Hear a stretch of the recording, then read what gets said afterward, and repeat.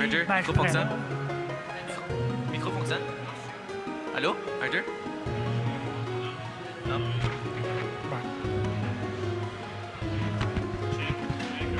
Check, Arthur. Oui, allô? Ça fonctionne? All right.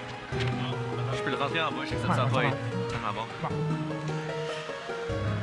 Quoooo, parle dans le micro, s'il te plaît.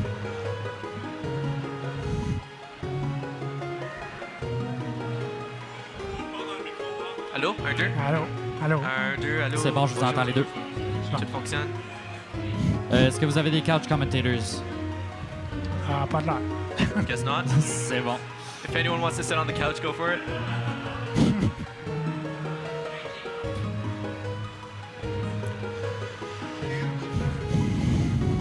Alright, donc est-ce que vous êtes prêts, les gars? All right, ladies and gentlemen, this is it. This is the final run of the event. The final confrontation between Acmlm, God, I can't speak. Acmlm and quoooo. Now, is everyone ready in here?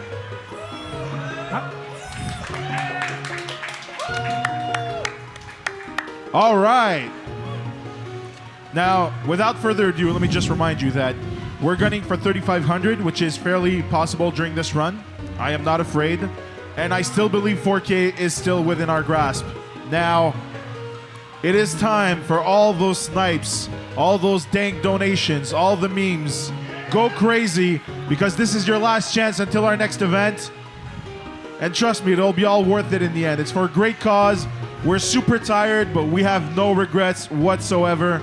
We love all of you guys for your support. Thank you very much. It's been an amazing ride so far, and I'm actually super hyped for this race.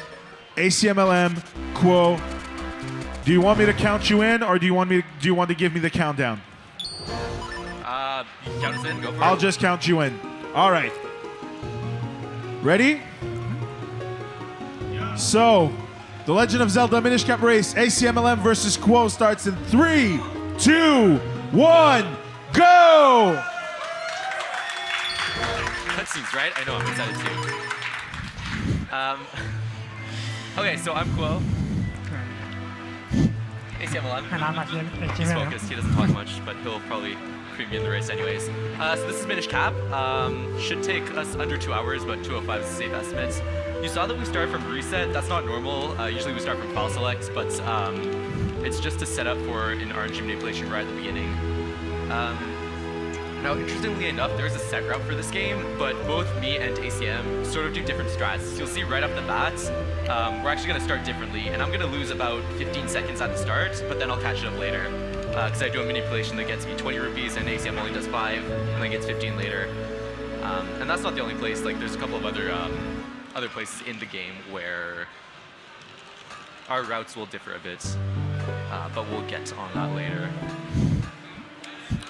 So, yeah.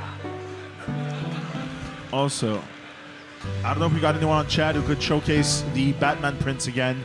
The first $100 donations or higher will get those prints as well. We'll cover shipping within the continental US and Canada as well. So, go crazy with your donations. And that offer is valid for the next 30 minutes. After which, we're going to have an actual bid war on the final piece of art that we have. And trust me, this one is going to be quite something. And it's not going away for just 20 bucks. I'll tell you that much. So with that, I'll just give it up to you guys. I'm going to shut up and just let you do your thing. Thank you. Alright, there's not a whole lot to talk about in the first 5 minutes of the run. Mostly cutscenes other than the RNG manipulation that we spoke of. So we'll just be going on with it. After that, there are very few cutscenes, so that's one big plus about this game. Which is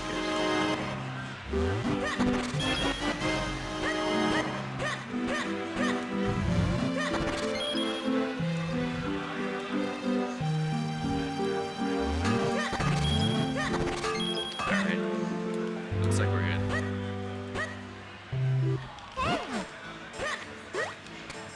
Our routes are gonna sync up in like 22 minutes from now, so it may look like I'm behind. I'm not behind by that much. So yes, Minish Cap. There's a fair bit of glitches in the late part of the run, not as many in the early parts. A lot of the optimizations in this game is due to the movement. So, oops. We will need to be on the ball for that, because you can easily lose minutes on just movement alone.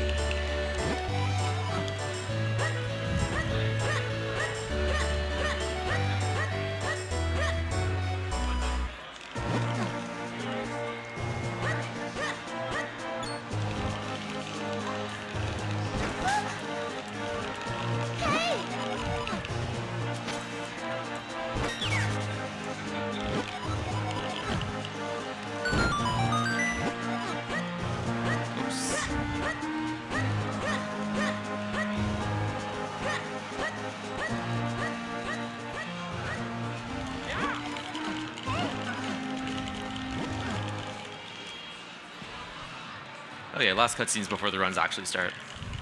And then commentary will get better as well.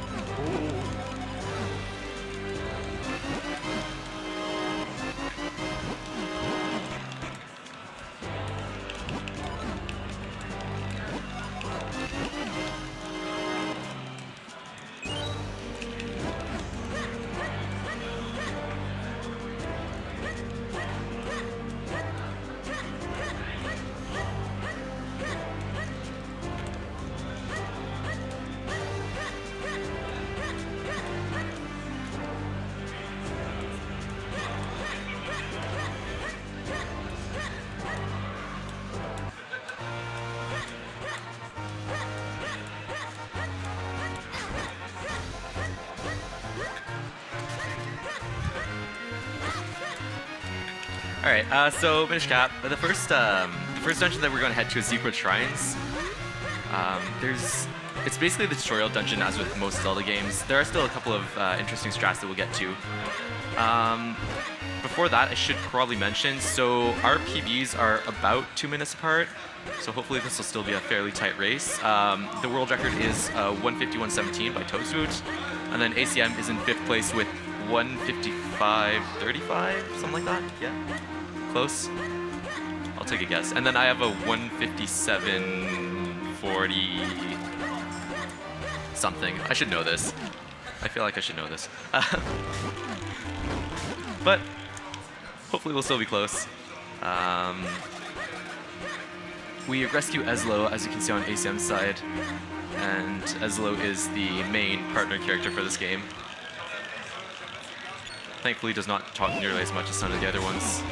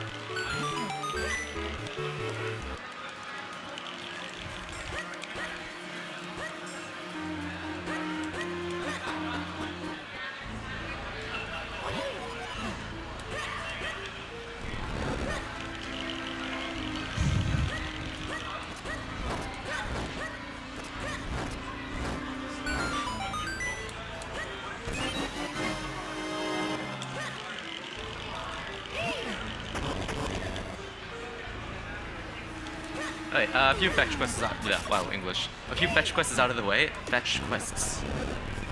English is hard. So Deepwood Shrines is a fairly straightforward dungeon, but it's really easy to like lose 10 seconds at a time. So hopefully that doesn't happen. I've left a bit of stuff, but hopefully it'll get better from here on out. As far as tech goes, there's not much.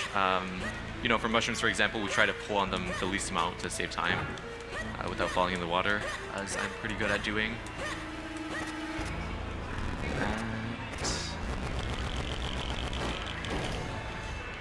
One other thing that you'll notice is that we are rolling a lot. Rolling is the fastest form of movement that we have right now. But we don't want to roll into ESLO texts because that actually loses about a second each time we do it. There are a few exceptions, like the one that ACM just did. For some reason, that one doesn't adhere to the rule that ESLO will take longer to appear, but for the most part, like the one coming up over here, we're going to not roll into it to make sure that ESLO doesn't stop us.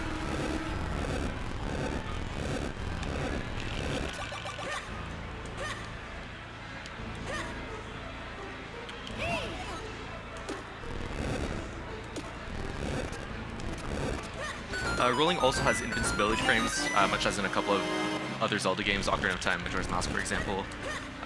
This one, in this game, is at the start of your roll, so you'll see us just rolling through enemies and such quite often. It is very useful because, especially in 2D Zelda games, you take a lot of damage. Well, I do anyways. ACM seems to be doing better than me.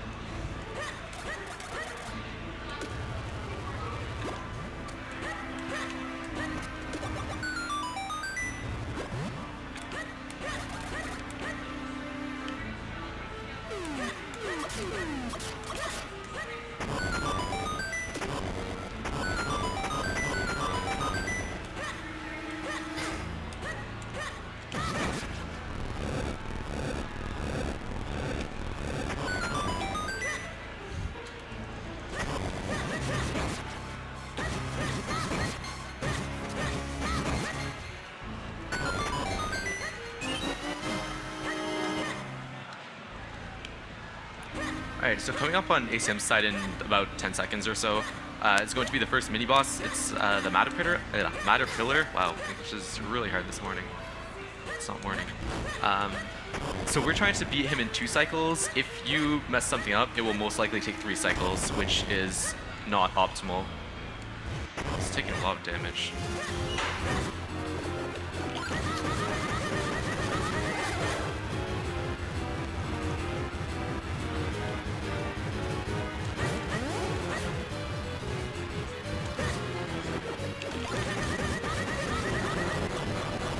And looks like he got it.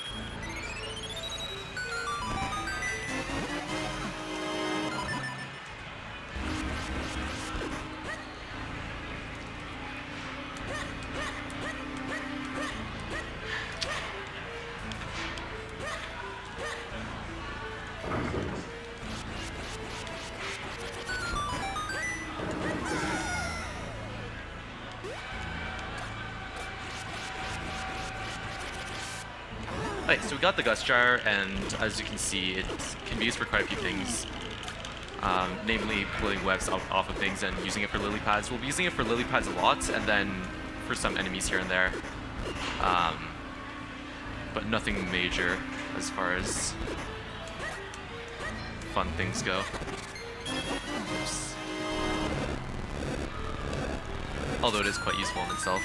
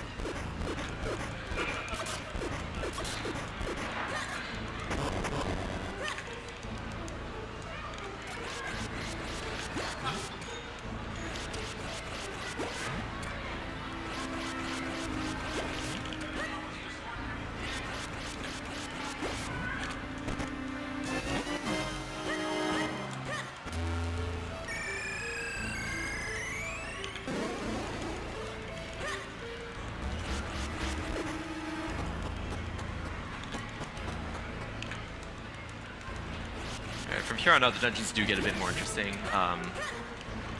Luckily, Deepwood Shrines is fairly short.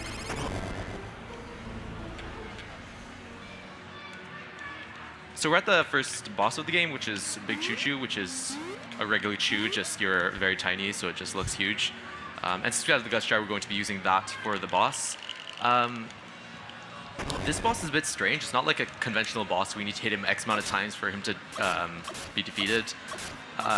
You actually need to hit him exactly 3 cycles, and it's random whether you hit him 5 or 9 times per cycle. And it doesn't matter how many times you hit him, it will always take 3 cycles. So we actually don't want to get, or the best we want is to get 5 hits, because it takes the least amount of time.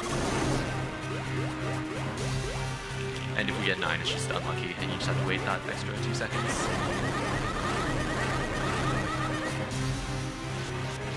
So that was pretty decent.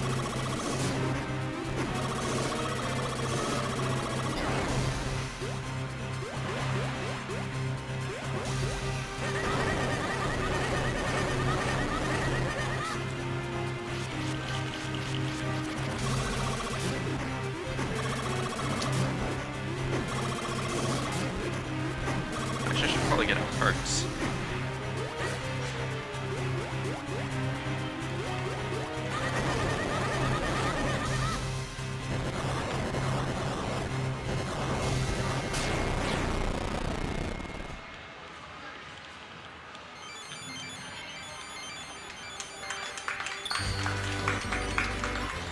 There you go, that's a really good time. 17:30.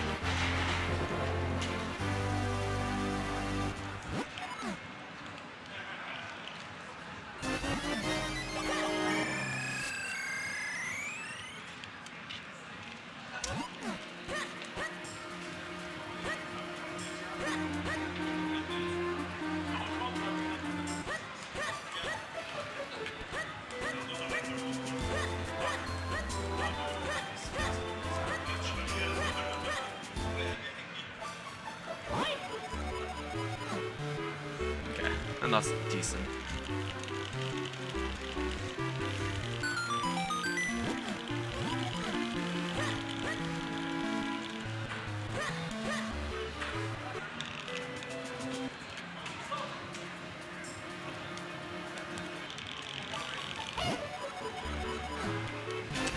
Thing to note on hearts, we never actually need to pick up heart containers, just it's really, really safe because in most 2D Zelda games you just get assaulted by every attack, and coming up is where people are most likely to die in the game, Mount Krenel.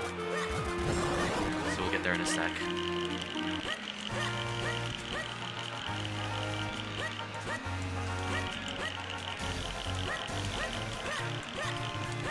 I don't think anyone skips hearts. Sometimes people skip the last dungeon's heart, but that's fairly rare on its own.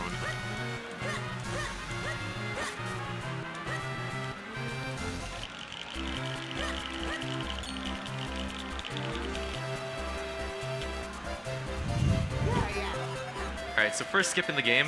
This one's pretty exciting. Oops. I can menu properly. So we get a kinstone bag here, and we will be fusing kinstones. Not too many, but we will still be doing it. If we save and quit out of that, we actually skip the cutscene where we have to fuse our first kinstone, and the hurdy-gurdy guy just leaves, and we keep the kinstone that he gave us. We won't be using that kinstone, but it still saves time just to skip that cutscene there.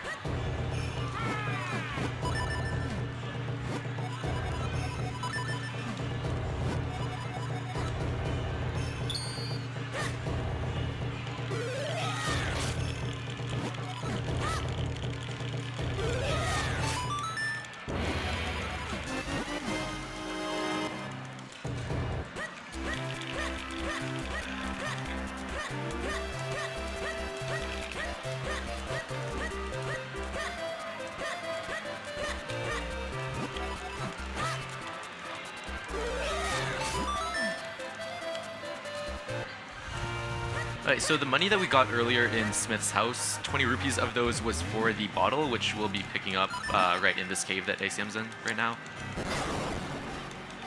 And then we'll also be getting 2 other items later in the game.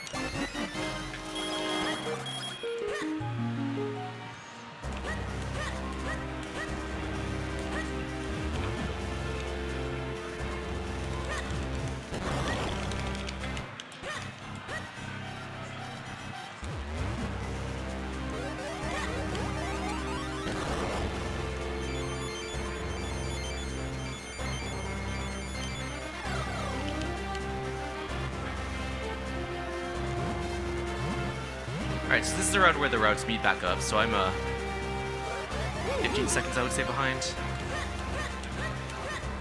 I can catch that up.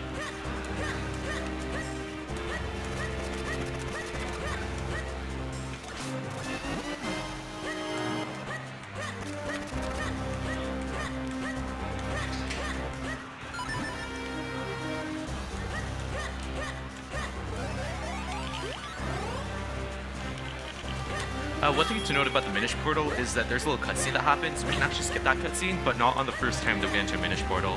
So we saw one stump and now one rock, and then there's one pot later that we can't skip that cutscene, but we can skip all the rest.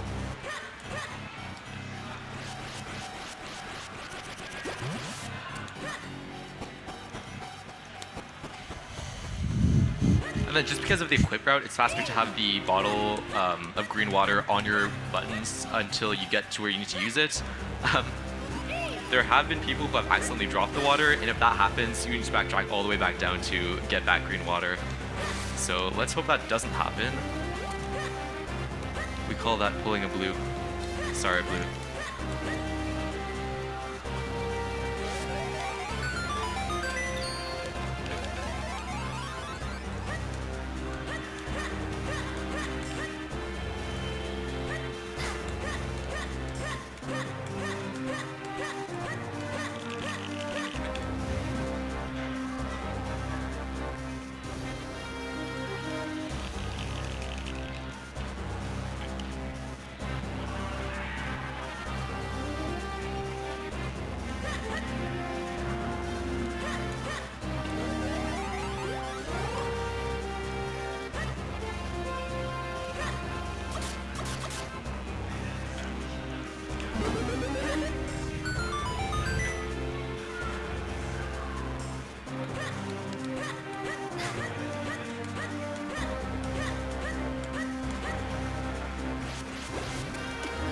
Alright, so first little glitch here. We can actually use the gust jar on that mushroom from below the ledge, and we can just hop on it, and saves a bit of time, saves us having to go through another cave, which has a little puzzle in it.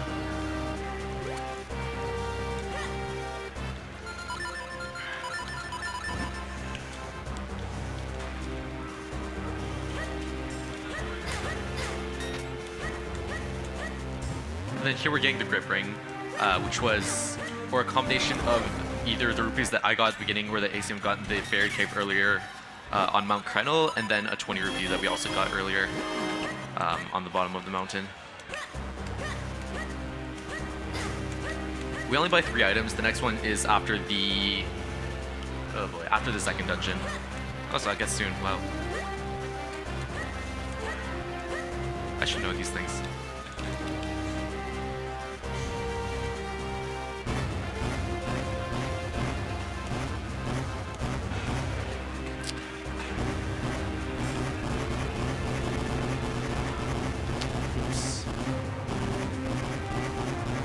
No, the biggest scary part of this section of the game is the wall that ACM's climbing right now. The boulders do half a heart of damage, which is a lot when you only have 4 hearts. Nothing else except the green choo-choo does half a heart damage for the first like half of the game. And the green shoe is only when he falls on you, not when you just touch him. So the boulders are pretty scary, and if you get comboed by like 2 or 3 of them, it's really hard to come back from it, because there's still a lot of things you can get hit of after this part. Yeah, that's one. Okay, I got hit twice. That's not too good.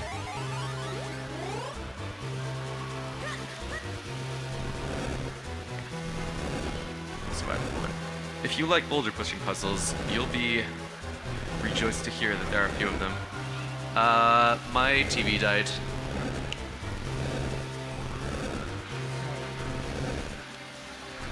We're back. Okay. Yeah, no, it's gone again. Wait, no, it's back. Sibo.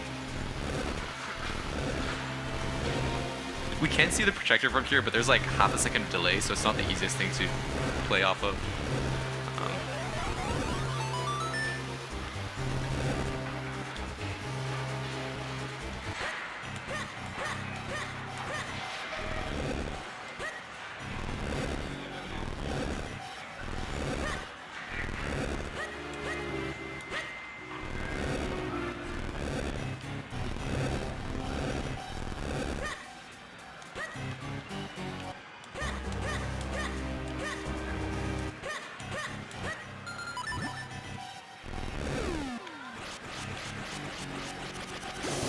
So you see ACM moving left and right there.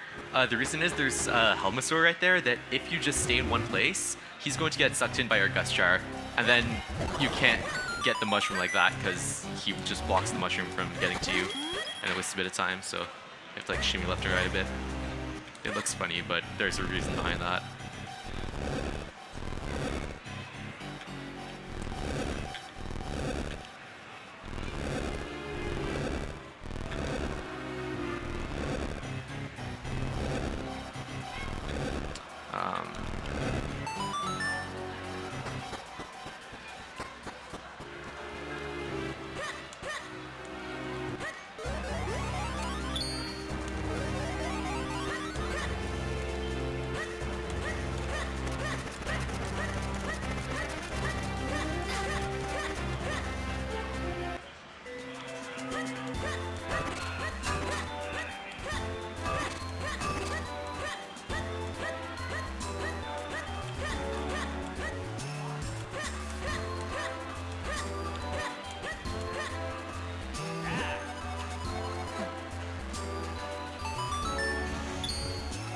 Okay, so we're about ready to enter the second dungeon, which is Cave of Flames. This one has a few cool things in it, but we'll get to that soon.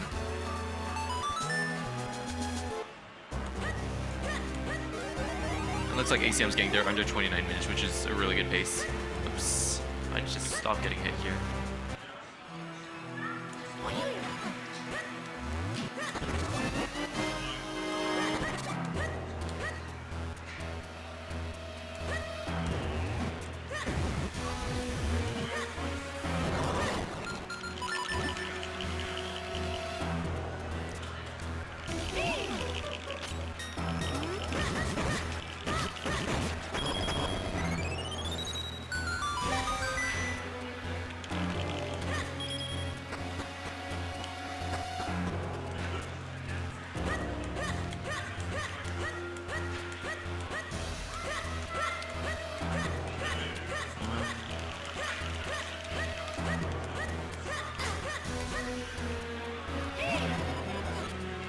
Just gonna play it safe here.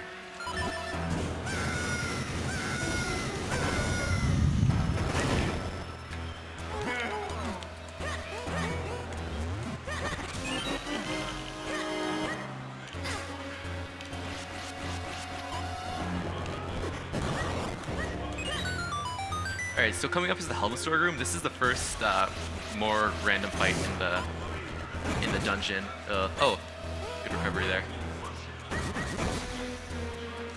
That could have been unfortunate though. You can take off the mask with the Gust Jar, but it's a bit slower, so if you can't do that, you just need to circle around them. And it saves a bit of time. You can also throw bombs at them and hope that they hit them in the right place, but that's not exactly what one would deem safe.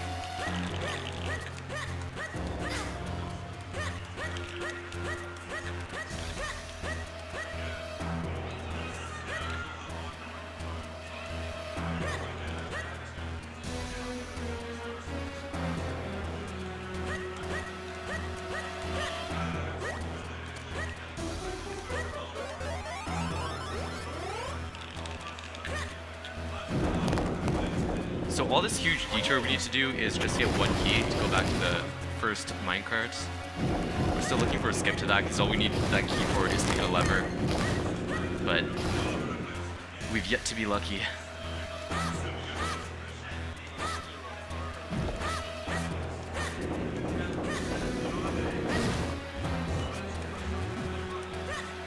And then here's the last rupee chest that we get. It's 50 rupees. So we have 70 now, and that's enough for the rest of the run. We only need 60 of those.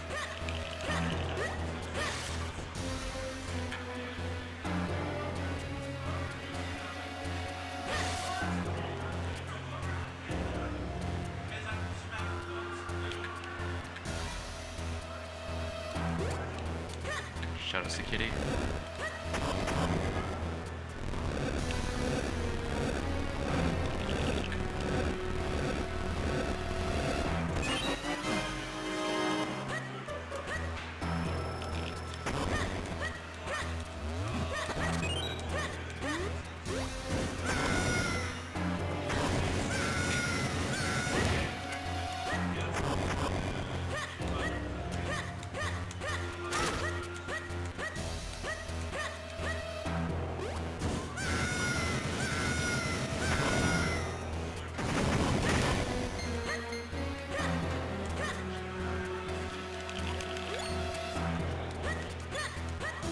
Alright, coming up is the King Apache fight, or Apache, or no one is entirely sure how to pronounce it. If done right, it looks really cool, so hopefully Sim doesn't mess it up here. Yeah, it looks like he got it. Yeah. It is a beautiful fight. There are a few fights like that where the strats are really technical, but they just look so good when you get them right.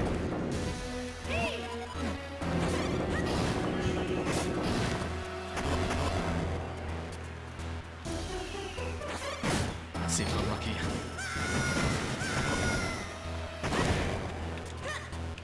Oops. Alright, good enough.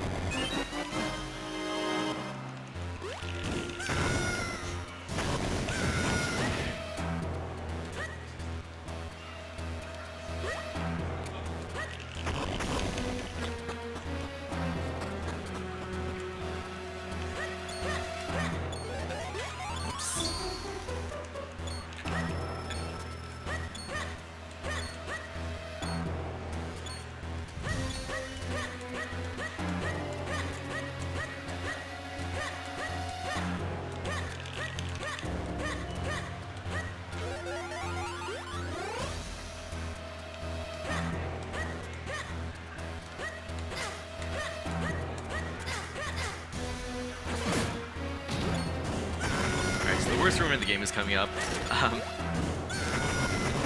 There are a couple of rollerbites that you need to get into a hole, and they move randomly, and it's really annoying.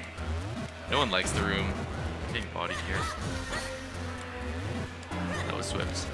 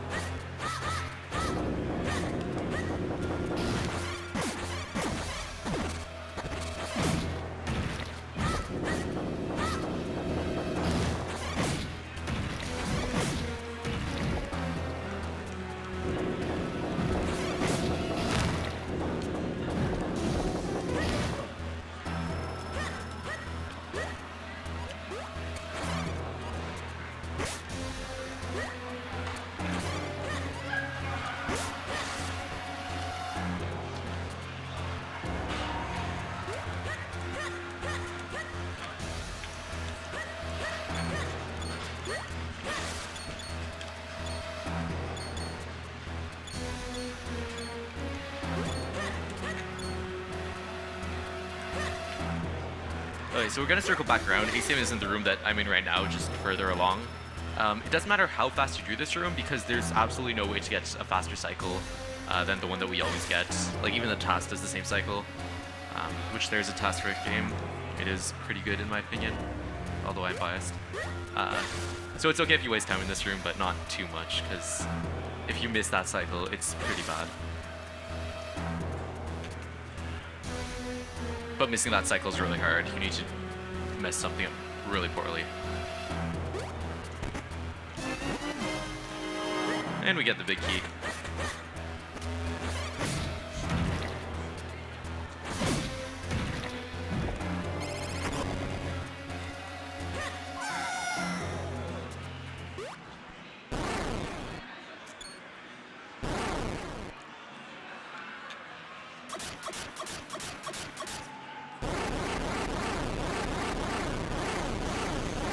Alright, second boss of the game, this is Glee Rock. If anyone in chat mentions walls, you can ban them. It's an inside joke. He's fairly straightforward. One little thing that we can do is that we can hit him while he's facing up, and that saves a couple of frames just because he falls down faster. Not on the first cycle because we need to like circle around him and that wastes time, but on the second and third cycle we try to do that.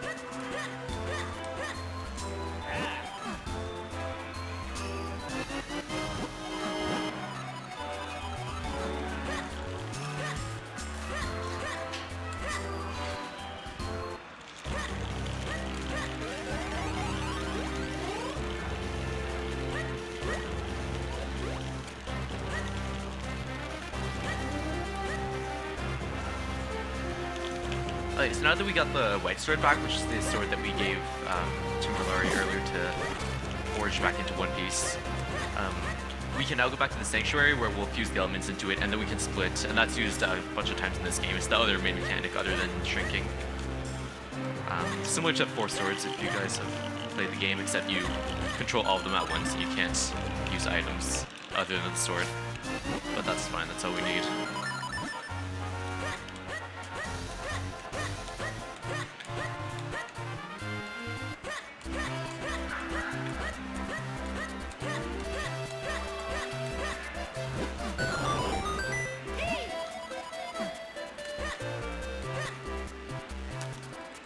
So there are a few cutscenes coming up, but after that we're basically clear till the end of the run. Not many interruptions left after these two.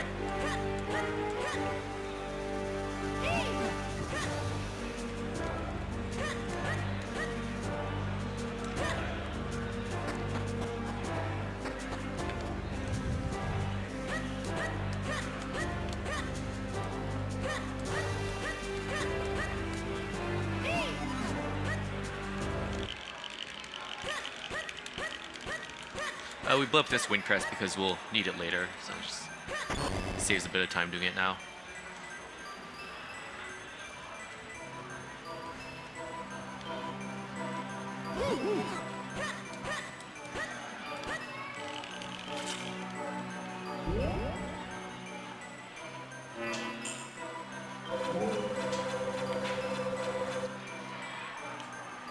Okay, so I had a recent revelation that the split tiles on the ground they use to like clone Link is actually the colors of the 4 elements.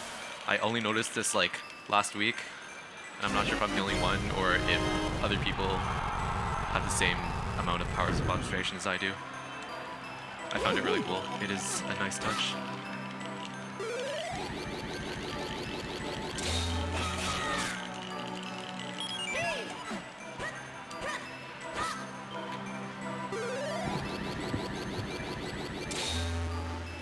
So would you each take our time to charge the sword before we can actually split Link? So you can see us walking with the sword out.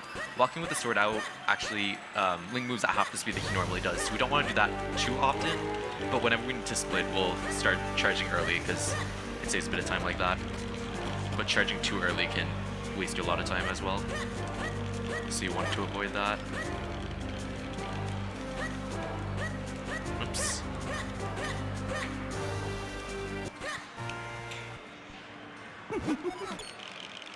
Oh yeah, Slapping God. Trust me, there will be a post-run commentary, all right? And also in chat, they hit Pioneer in 237 saying, "Look at those two badasses rocking the coolest game around." They are indeed.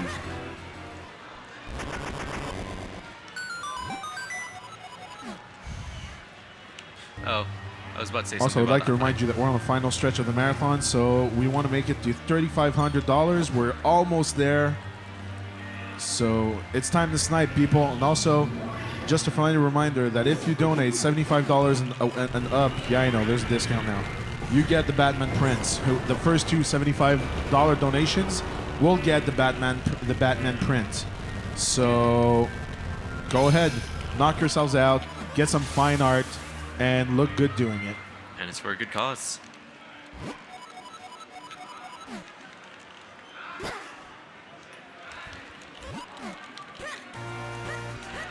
I should probably explain mashing. So if you hold the B button, the text moves faster, and if you press any other button, including the D-pad, the text can scroll to the next text box. So I mash like this. It looks really awkward, but it works really well because I can use the control stick and then mash with A and R, which is X on the Game Boy player.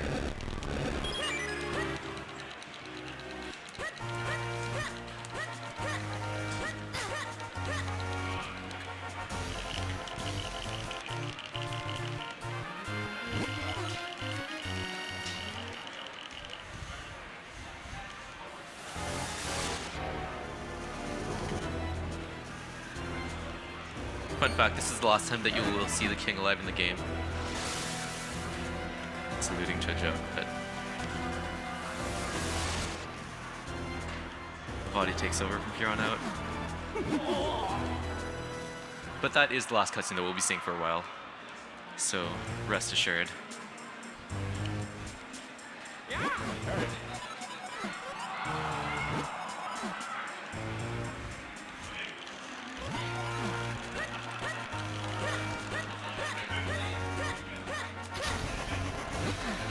So here we go to read a sign, and that's to activate the boots side quest, or not side quest, I guess it's part of the main quest because we need the boost to continue. But you can either read the sign or you can walk into Castor Wilds. Reading the sign is just a bit faster.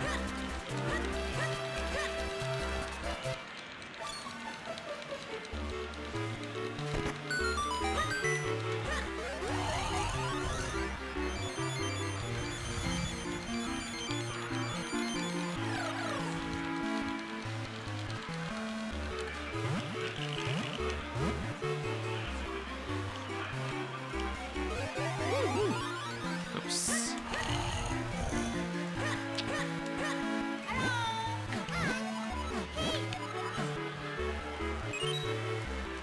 And then same idea, talking to the Minish is so that we can go buy the mushroom, which is the last item that we'll be buying in this game for 60 rupees. Oops, the postman's gonna not be nice to me today.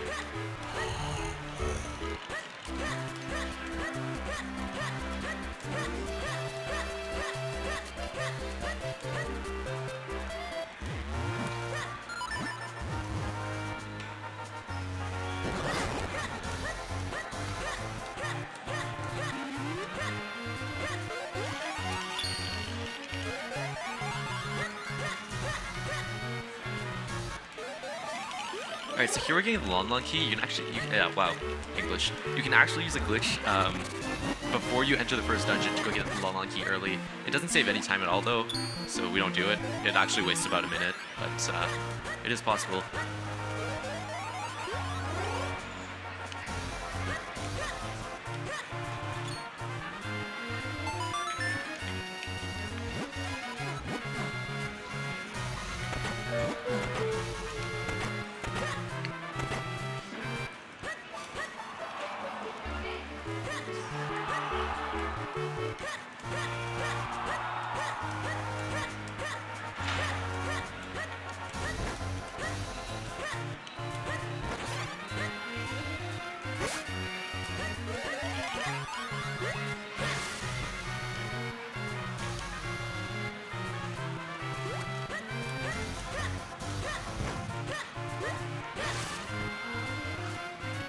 Let's give a preemptive shout out to Acmlm for this being his third run in the marathon.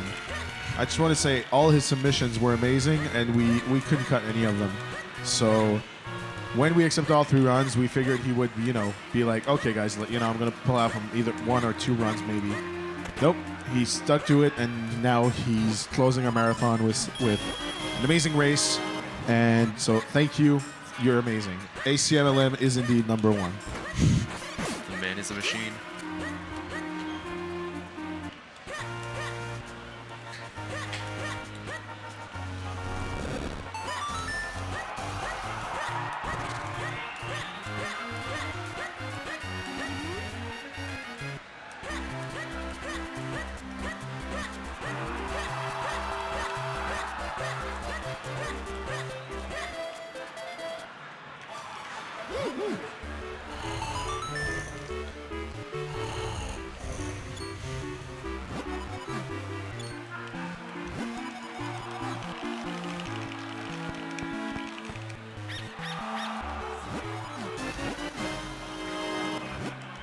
It's actually a really good boost time, 48.50, and that's with reset start, so it'd probably be close to a 48.45.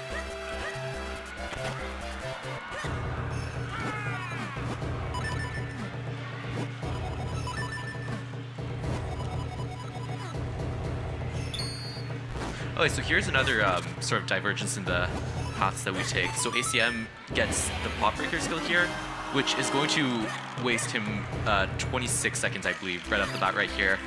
But across the run, he's going to be saving time here and there. It ends up being about 8 seconds slower, but it makes a lot of fights and a lot of different rooms a lot more consistent. So he chooses to go for that. And as anyone who runs any games know, consistency is key. I opt to not go for it.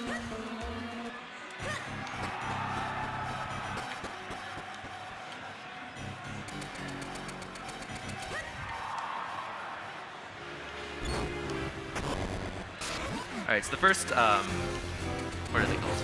Darknet fight. The Darknet fights are actually pretty easy if you know how to do them right, so we can just get a quick kill like that. And although that looked impressive, that was actually not the fastest way of killing him. If he charges at you, instead of just slashing his sword, you can kill him in 1 cycle instead of 2. But that is just random, so you can't really control it. We'll see if I get it. There you go. Oh, wow. Okay, well, I got it, but then I screwed it up.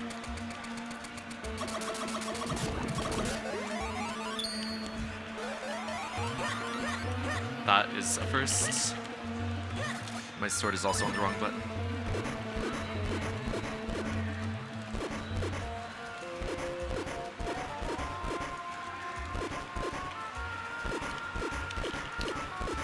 That's what I wanted.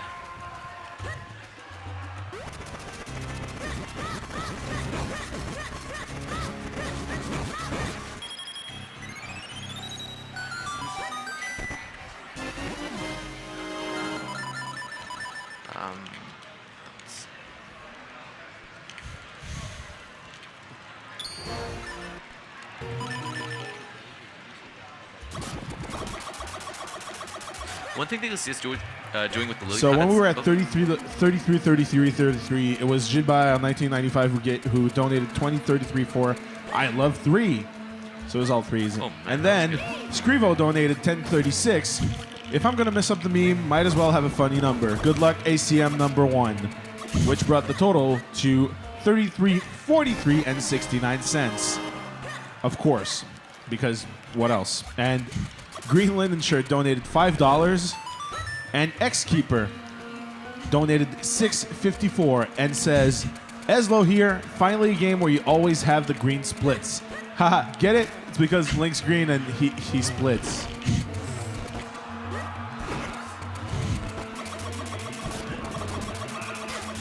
I'm gonna have to drop the pun hammer. Please do.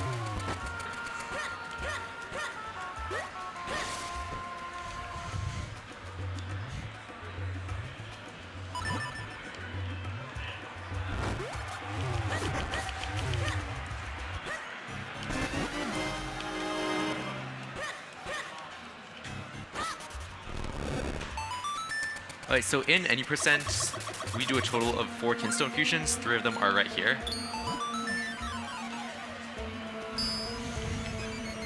And that's about it. There are a total of 100 in the game. Some of them are shared between a couple of people, so some people think that there are more than 100, but there are exactly 100. But we do not get 100 in any percent.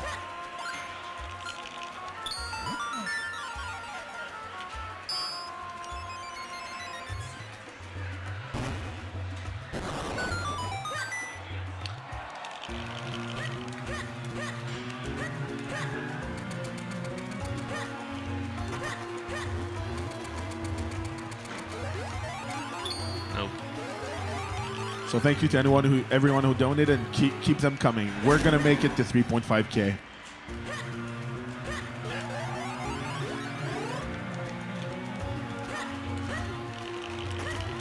Muscle memory. I have an extra Kinstone, so I'm just messing up all these menus because normally it would just go down 2 and then down 1 respectively, but lives are up.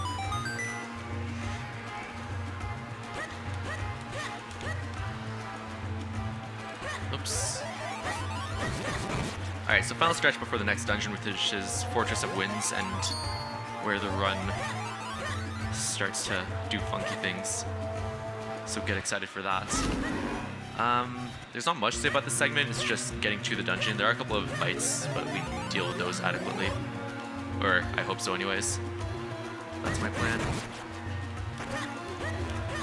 Some rooms in this game don't revert back when you go Minish, which is sort of the room that ACM just went through. So we can cut through grass and just make us a little shortcut to get to the Armos faster. Oops.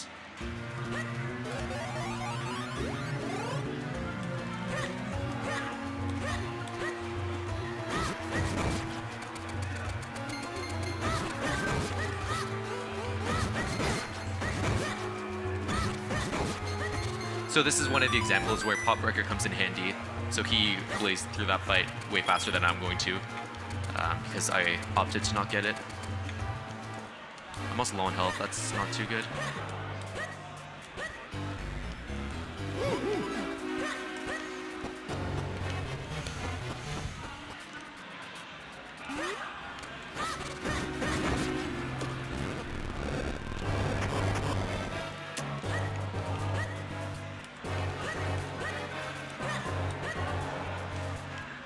Nice. That's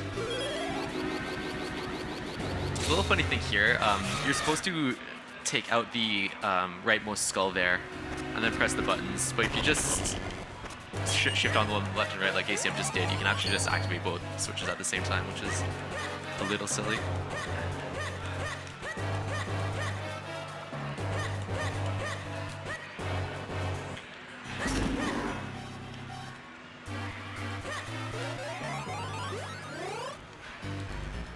Oops.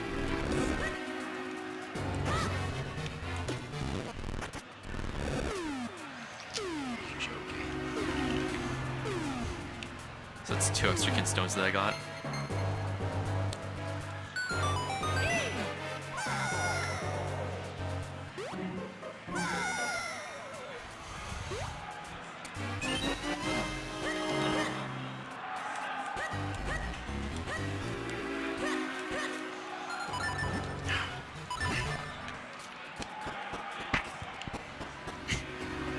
it's going to do that.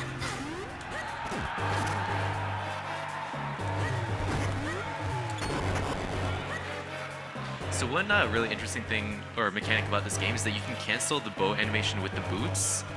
So you'll see that over here coming up, and it saves a bit of time. You can use it, so right here he's going to shoot and then use his boots right away, and then he's going to be able to walk right after. And that's useful for saving time, but it's also a lot safer in some fights where you can start moving a lot sooner.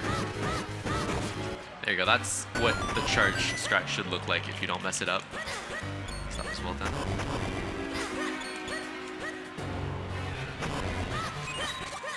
I should have grabbed health. That's fine.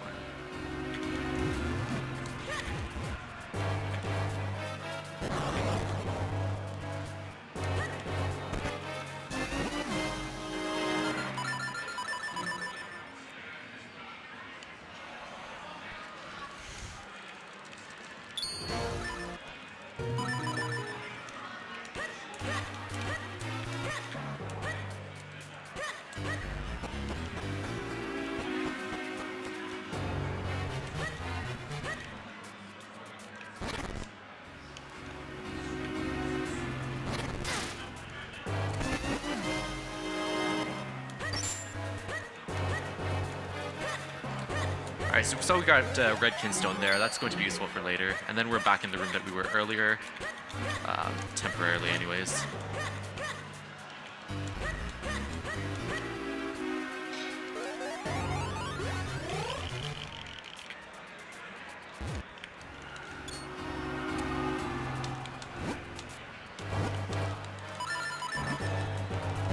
Nice. So there's trick card portal items right there, and it lets us go straight from the beginning of the dungeon to the boss room, and that saves quite a bit of time. And getting it first try is always good.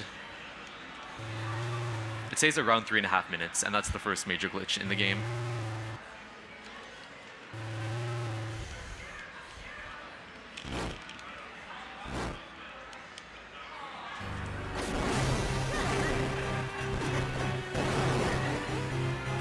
So arrows are super effective against this boss, so you can see that ACM's using them to discharge the first hand. Usually we only do that on the first cycle because it's not as optimal to do it on the other cycles.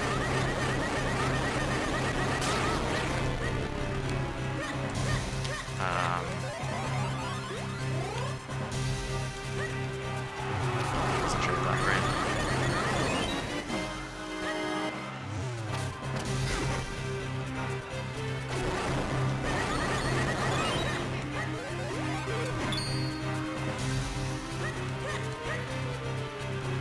The pillars inside are placed randomly, but they will never be on the same pillar that they were in the previous round.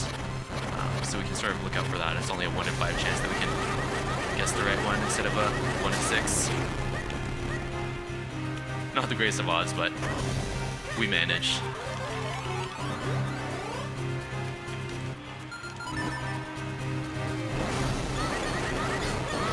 Oh.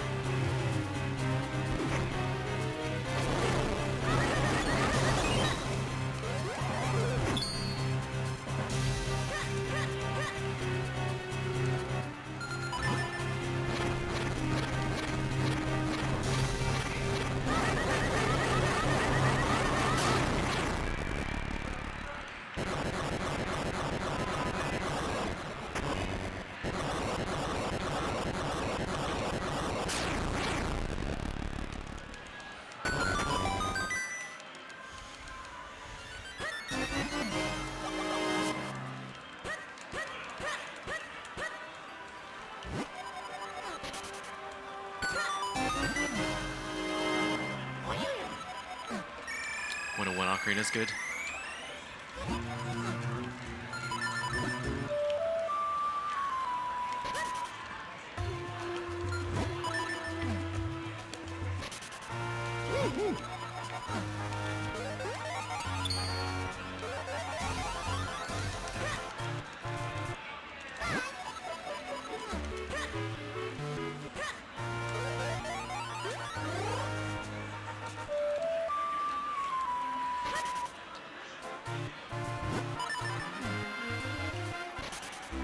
Alright, so now we're starting the bane of every person who plays this game's existence.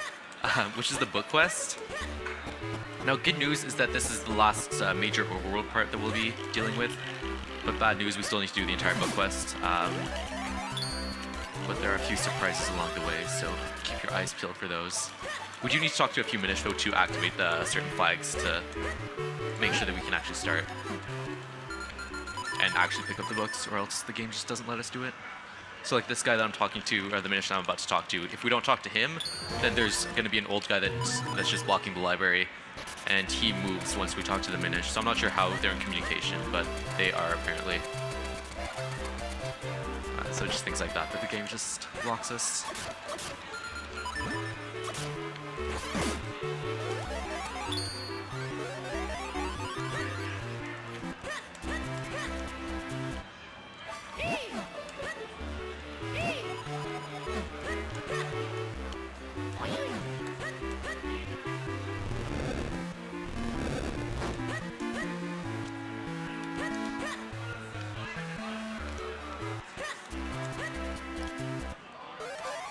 So the last dungeon we got the Ocarina as the item, and that lets us warp places, which is pretty useful as far as overworld moving goes. It cuts out a lot of time, but it also lets us do a couple of other funky things if we're good. So I'll explain a bit more coming up.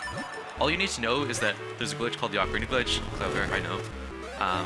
And what that does is that when you play the Ocarina, when you're trying to enter a staircase, which you'll see on ACM's stream in 20 seconds from now,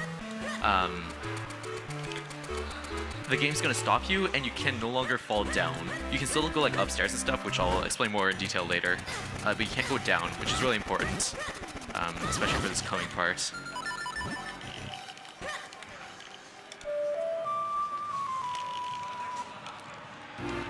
Also, if you can see on the player cam, ACM has the controller switch strats using a GameCube controller for it. And he got it. So we can go from the cafe to Dr. Left's house, which is on the left of the map. It's pretty easy to remember. And Link's sprite gets glitched out, but that's nothing to be worried about. And that's actually the first major sequence break in the game. Normally you need to go get the power bracelets, and then you come back to push the bookshelf that's, well, you can't see it right now, but the one that should be pushed a bit more to the left. And then you go back and you can get the book. But we skip that entirely. Or we don't skip it, we get it later. And it saves a bit of time that way.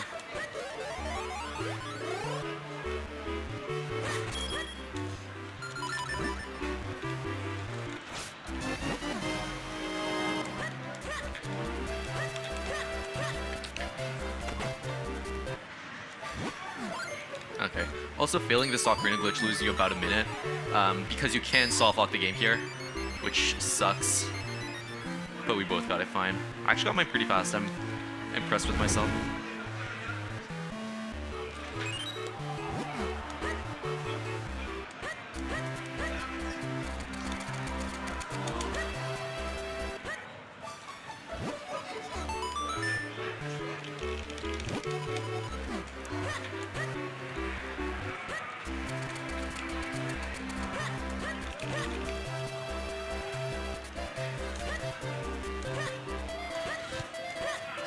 So that dog moves after you talk to him as your Minish, but he stops if you get too close. Sometimes he can just be terrible and block your way, and you'll just have a terrible time. I did talk to him, right? Yes, I did. Okay. We'll just have a bad time. We also fused our last fusion here, which is the Kinstone that we got in Fortress of Winds. And that brings us a portal to the sky, which is used normally to get the light arrows, but we'll be using it later. We won't go up until the next, until after the next dungeon, though.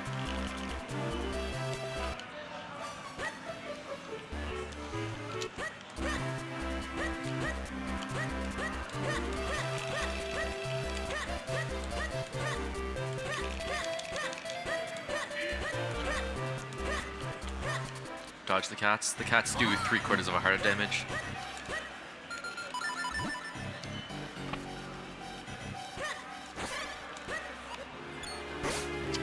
I didn't go to Dr. Left's house.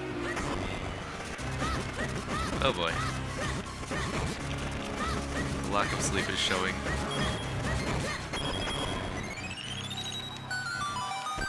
Alright, as promised, we get the power bracelets.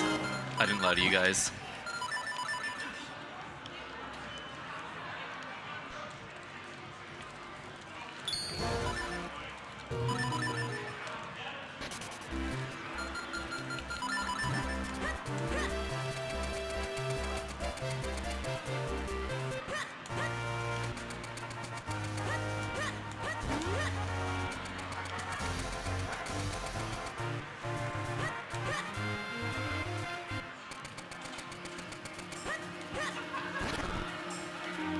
Eek. Alright. I got hit by the cat, but he boosted me in the direction I wanted to go, so I'll take that.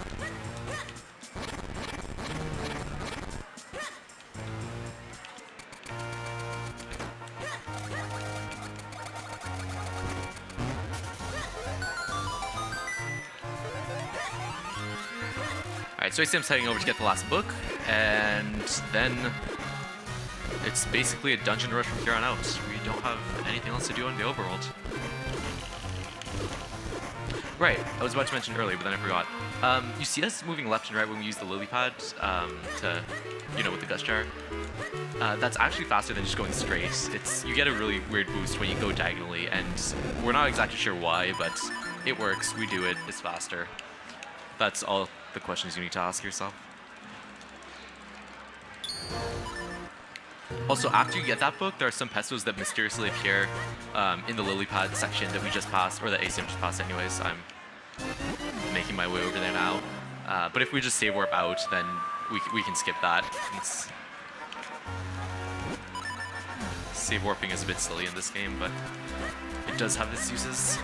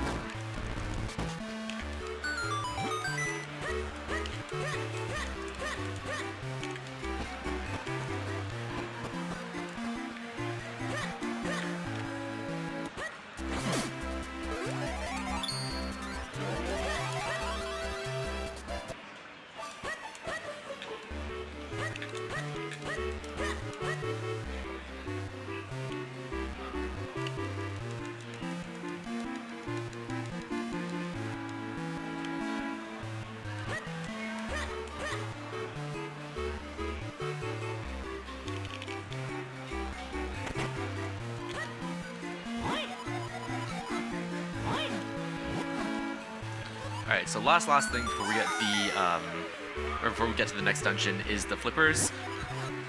The flippers are going to be used twice throughout the entire run, and one of the times it can actually be skipped.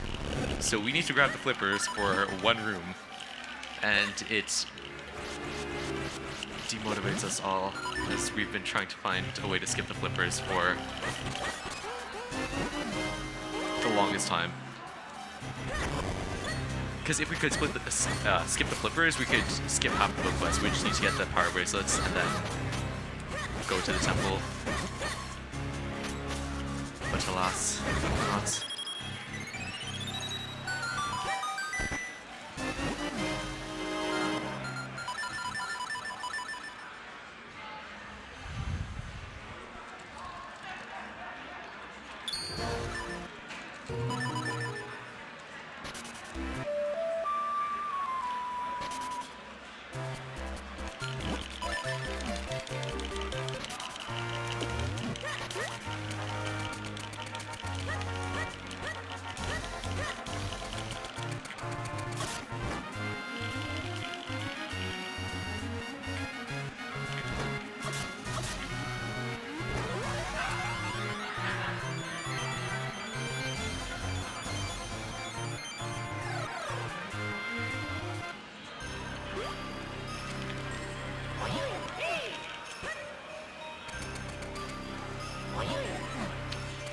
So ice physics are, you know, terrible in every single game ever. Luckily, in Minish Cap, if you use the boost while you're on ice, the ice physics get ignored. So we abuse that every time we can. Oops, we need that. It's really wonderful. You could not have programmed a better item.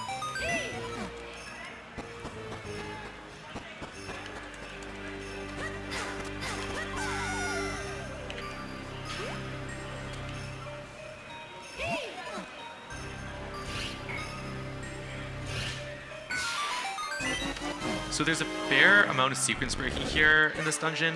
I mentioned the Ocarina glitch earlier, and one of the things that I mentioned was that you can't fall down. And that looks like you got it first try. The Ocarina glitch is frame perfect, and this game runs at 60 frames per second, so you have not a lot of time to do the Ocarina glitch. But we're gonna go up the stairs here, and then we're just gonna be able to walk right above the boss door and skip getting the boss key. And not only does that skip getting the boss key, it also skips us using our small key, which we can then use later, which also saves a bunch of time.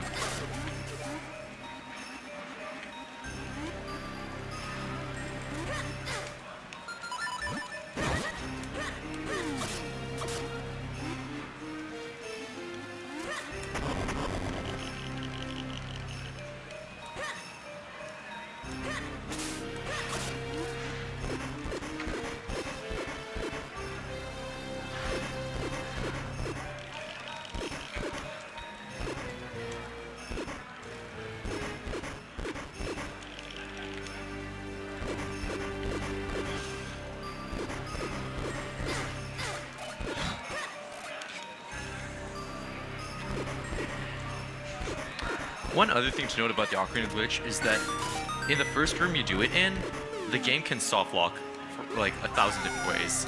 So we do need to be careful about that. We can't just, you know, go willy-nilly with just using the Ocarina glitch. It's not as fabulous as it may seem, although it is pretty fabulous in itself.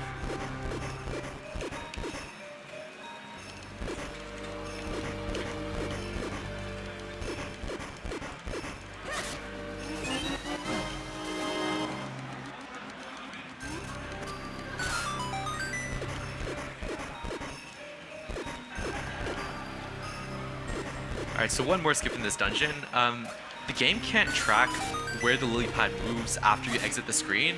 So what we do is that we remove the lily pad, and then we get off and we exit the screen. And then the game sets it to a specific location, and that's different in every room. And it just so happens that in this room, it's right where we need it to be. So that also skips a puzzle, and it's pretty neat.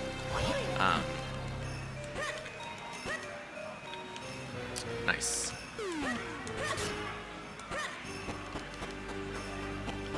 No, didn't do it.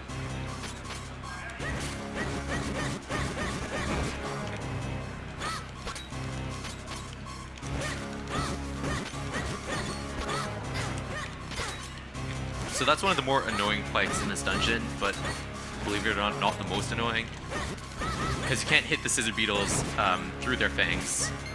So you have to, you know, either wait till they shoot their fangs out or circle around them. And it's not the easiest thing in the world. And there are 3 of them, and it's not the biggest of rooms. So we have to manage.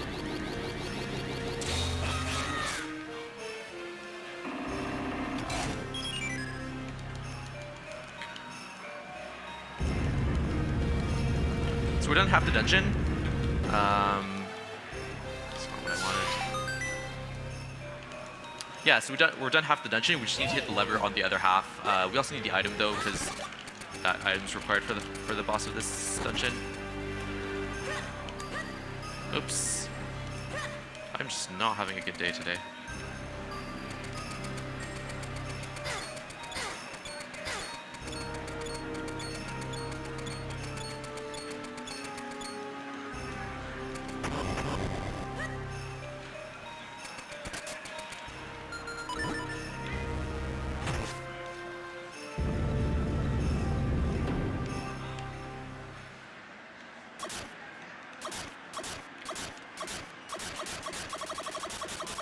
Alright, so we got the re-return of Big Chew. This time he's blue. It's the exact same fight, except when Choo Choo is blue, is electric rather, you can't use the Gust Jar on him. So we try to use that as much as possible in the beginning, and we take a bit of damage, but that's not the end of the world.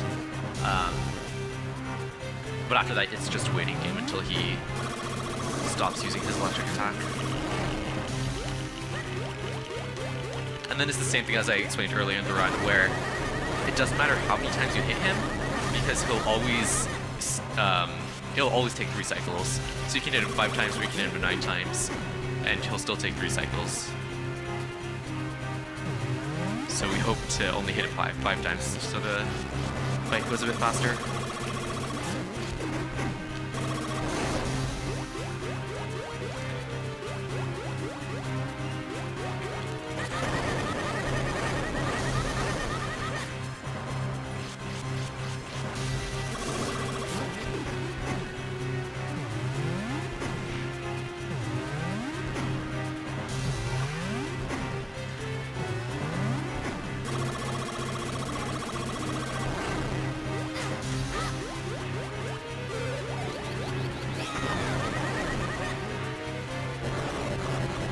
effort so we get the lantern. Fun fact, originally it was supposed to be the fire rod in this game. And that can actually be seen in the European version. It says when you get the, I believe it's the Ice Wizro figurine, that, oops. It says that the fire rod is super effective against them. But we get the lantern instead, so it's not as cool as Link to the Past or other games with fire rods.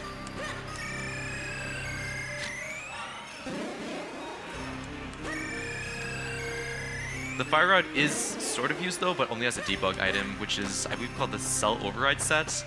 It does a bunch of silly things, but that is loud.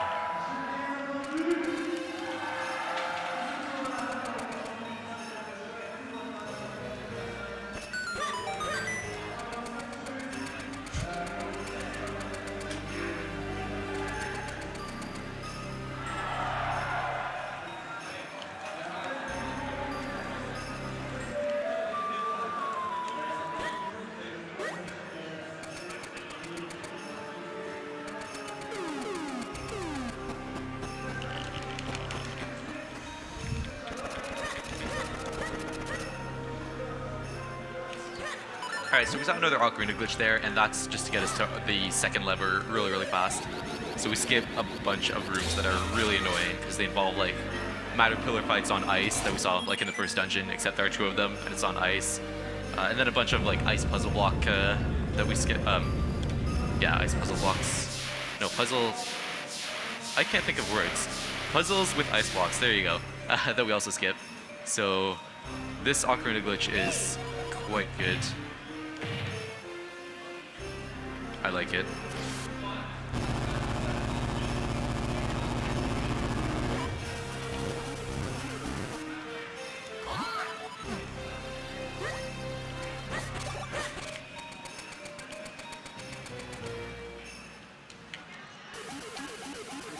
Alright, so Big Octo, this is where you can lose a lot of time with, like, you know, absolutely no way to save it.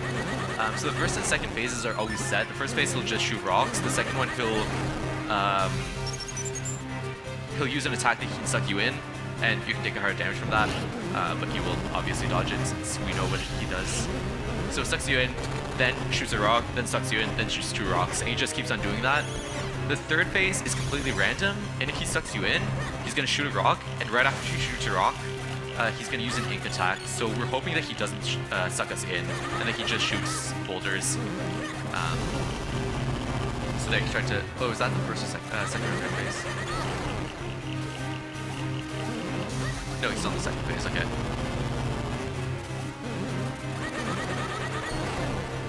So we're hoping for what we call 0 ink, but you can also get 1 or 2 ink, depending on how many inks he gets.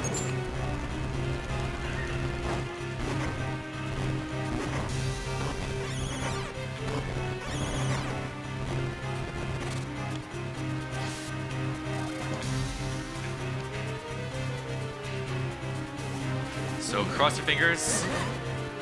Okay, so that's gonna be at least 1 ink, which is, it's the most common one, so it's not that bad. I'm pretty sure like everyone's PBs has 1 ink, even the world record does. So we're just hoping for not 2 ink, and that's gonna be okay.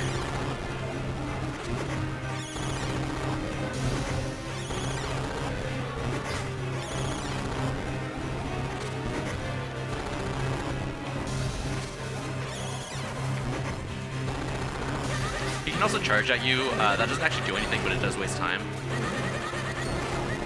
And it looks like it's gonna be a 1 ink, so that's really good. I practiced this dungeon twice earlier today, and on both times I got 2 ink, so I'm not feeling too confident about this one. Hopefully we'll be fine.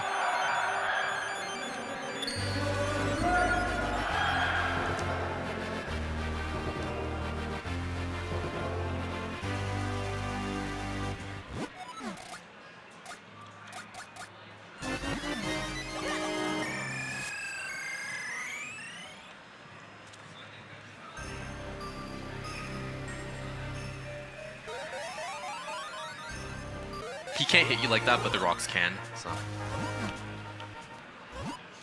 Alright, looks like I'll have one ink as well. Just didn't lose an unnecessary amount of time.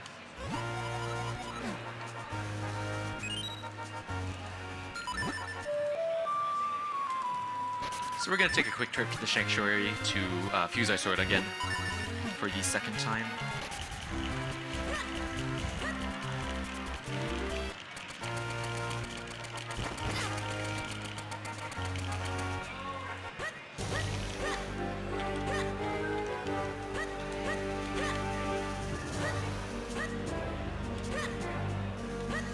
Now, if you played this game as a kid and you hated the guards because they all just caught you, they actually move at different speeds on the Japanese version. They're really easy to get, but on the North American version, they're really fast and they have really good eyesight for some reason. On Japanese, they're almost completely blind. So we can do that a bit faster. Although there is strats that you can do on the English version to get through them fairly quickly. But we do not need to do it. Oh, we haven't talked about version differences. I should probably mention that. So Japanese version, obviously Japanese text. In this game it is quite a bit faster compared to the English text. There are also 3 different versions of this game, which is the Japanese version, the North American version, and the European version. I think, you know, like Australian version is like coupled with the European version, for example. But those are the 3 main versions. The glitch that you saw us use in the 3rd dungeon in Fortress of Winds to skip the boss key, that's only possible on the Japanese and European version, not on the North American one. And then European has a couple of other differences that make it a bit less desirable to run on, not only text. Like some enemies take 2 hits instead of 1, which can get really annoying. And also really scary, because one of those enemies is the Floor Masters, which if they grab you, you lose like a minute, and they take 2 hits instead of 1. So you don't want that to happen. But we don't have to deal with that.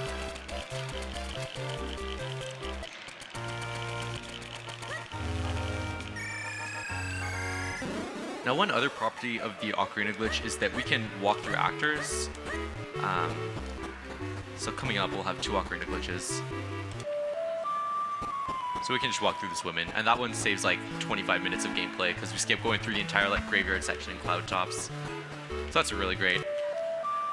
And then this guy, it saves about like 40 seconds because we skip going up one room and talking to the Elder, which, if you're not good at Ocarina glitches, is a totally safe backup strategy. And we're entering the 5th dungeon.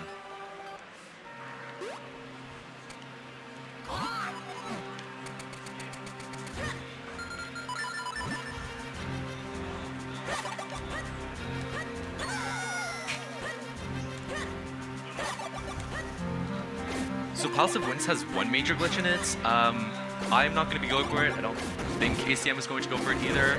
It's an Ocarina glitch, but... Oops, 1 second to concentrate. Alright, it's an Ocarina glitch, except you only have 1 shot at it, and there's not a great visual cue, which means that you basically have to hope. Some people can buffer it, but I have no desire to attempt it. It only saves like 20 seconds, so even at that, it's not that much. It's frame perfect. Don't have a visual cue that's that great, and you only have 1 shot at it. It's a bit silly. Oops.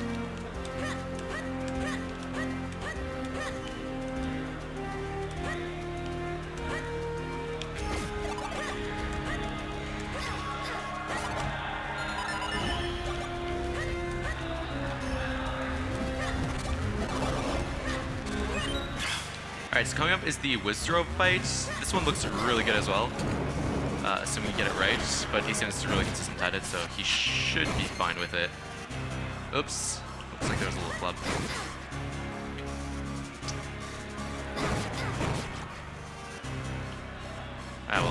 So the Lantern is actually a 1-hit kill on all Wizrobes, not just the ice ones, which is a bit weird, but if it works, it works.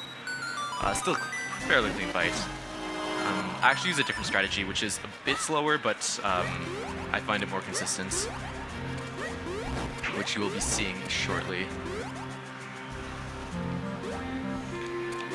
And as mentioned earlier, consistency is key.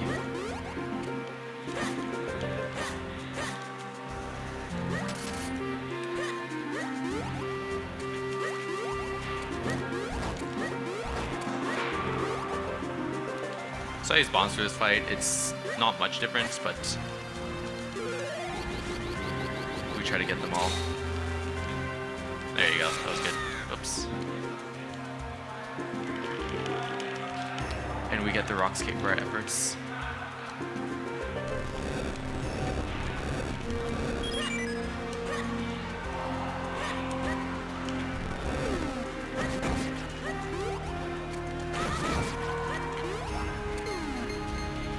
So there's a couple of auto-scroller sections which makes this dungeon a bit slower, but this is still surprisingly one of the dungeons where people lose the most time on, especially compared to the good runners, seeing as it's mostly execution based and it's the longest dungeon in the game as far as the 90% route goes. I'm guilty of said losing time.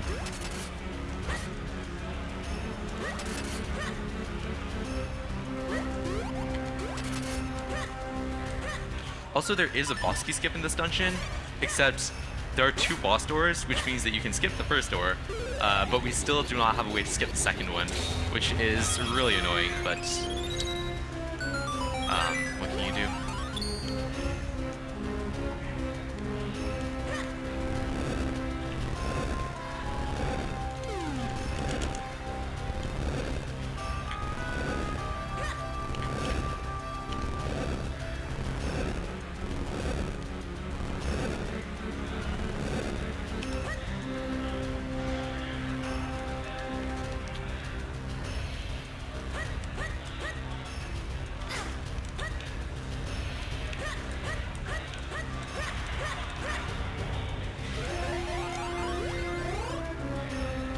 Now, I believe that for the rest of the dungeon, after this key that I'll be getting in about a minute, our strats differ as well a little bit. Oops, misclick there. As far as like equips and using items go. So, what am I doing? Alright, I'm doing this slow, but that's fine. That was weird. Wasn't paying attention. So a little trick we can do here, so this room, the faster we go, the more likely we are to get in early cycle on the coming fans that will push you across a big gap that you normally can't get through it that ACM just got. Using the boots makes it almost free. Like, missing that is fairly rare, assuming that you've practiced it for more than 2 minutes.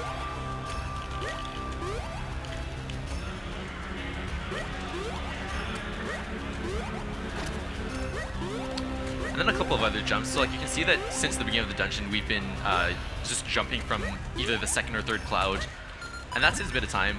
The game only checks if you're in a jumping animation. It doesn't actually check like how high up in the clouds you are. So we can just abuse that as well, and it looks pretty cool. All right, so he's not gonna go for the glitch that I mentioned earlier, the ocarina glitch, and I'm definitely not doing it either.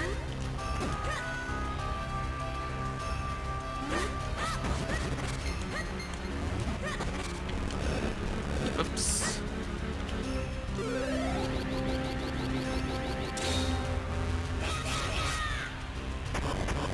It only saves about 20 seconds, and it skips this room, and then the next room. I'm going up too high. That ACM is in right now. It also skips this fight, but this fight looks cool, so... What am I doing?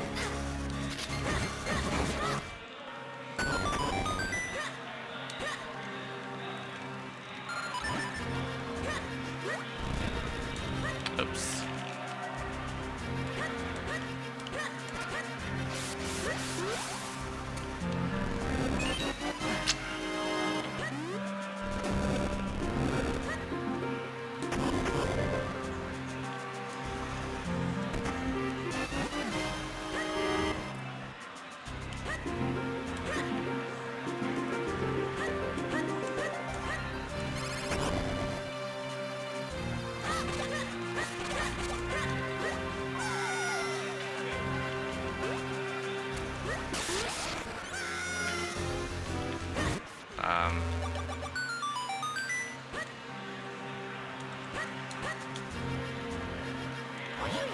Alright, that's decent. Oh, I missed talking about that. So there was a fight there. It's known as the easiest fight in the game. That Dark normally takes 7 sword slashes, but we can just bump him off and he dies instantly. And it's really great because doing that fight the normal way is really painful to do. It happened so fast I missed it.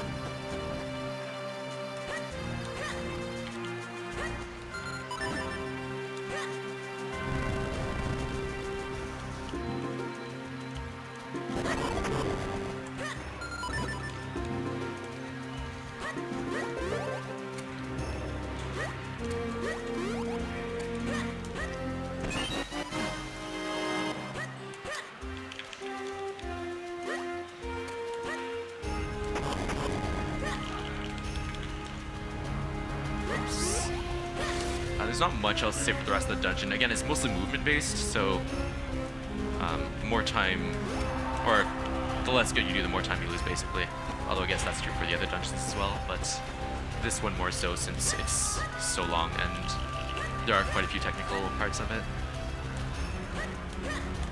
Although coming up is one of the scary rooms, so these wall masters do die in one hit to the bow, and we're not using the bow. Interesting.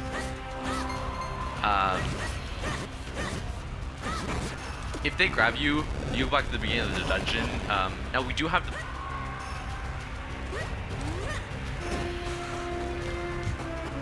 Now we do have the blue orb, so it's not that bad. I'm trying to play 2 games at once right now.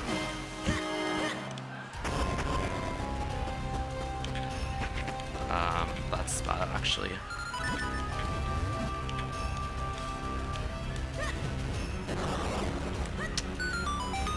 Okay, that was my last bomb, so that was good.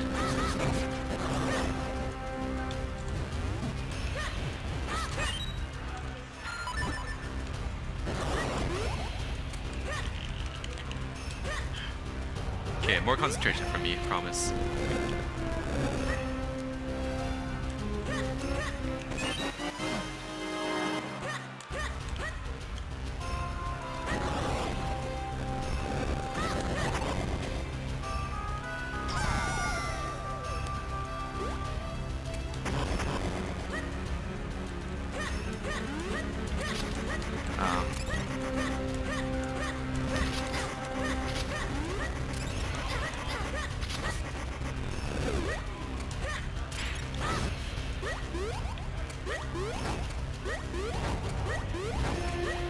So we're already at the boss, and by we I mean I'll be getting there shortly as well.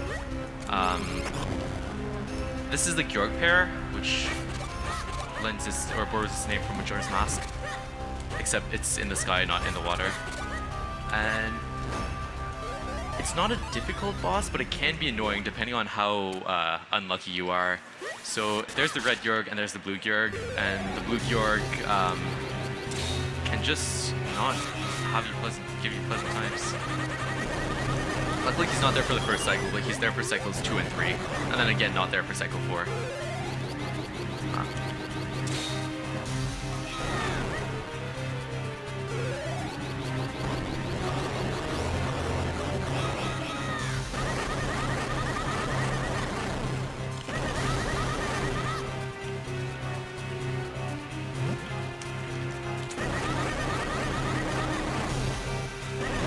One really interesting thing about Georg is that he doesn't take damage, the red one anyways, he doesn't take damage unless you hit 3 of his eyes at the same time.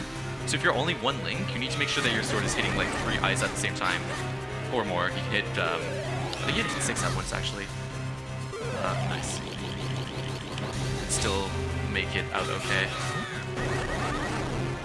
But if you do any less than 3 eyes, he just doesn't take any damage.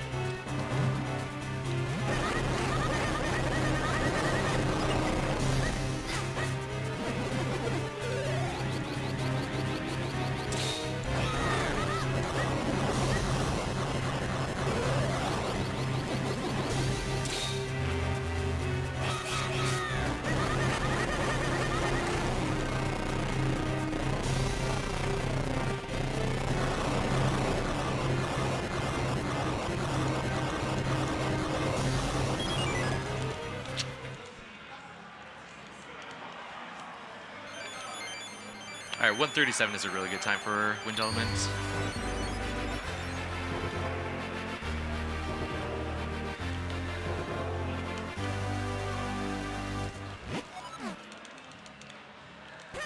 probably get a low 139 as long as this fight doesn't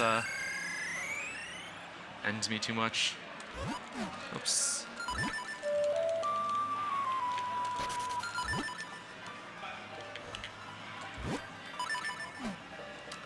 And we're just gonna head straight to the final dungeon. There's not much more to say on the subject. Dark Harrow Castle is a fair bit more broken than Palace of Winds is, so if you were missing the glitches, you'll be happy to hear that. But there's a few cutscenes before we get there, though. Crap.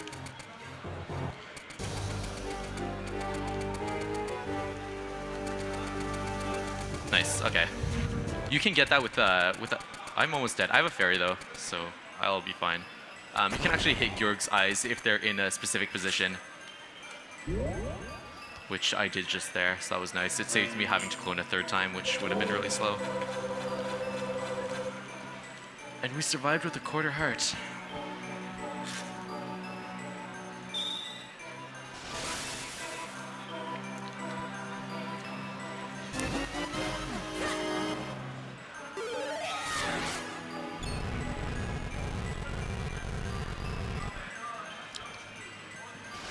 Okay, 139 is fairly average for me, so I'm not doing too bad.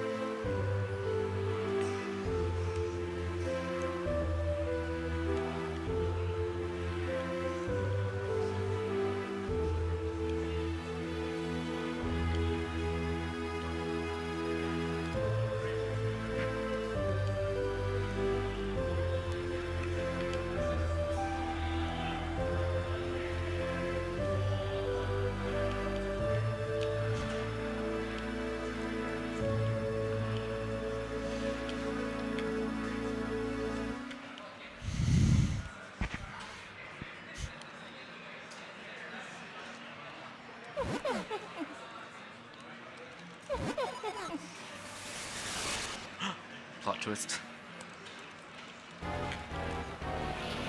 Body is actually Zelda's dad. It's canon.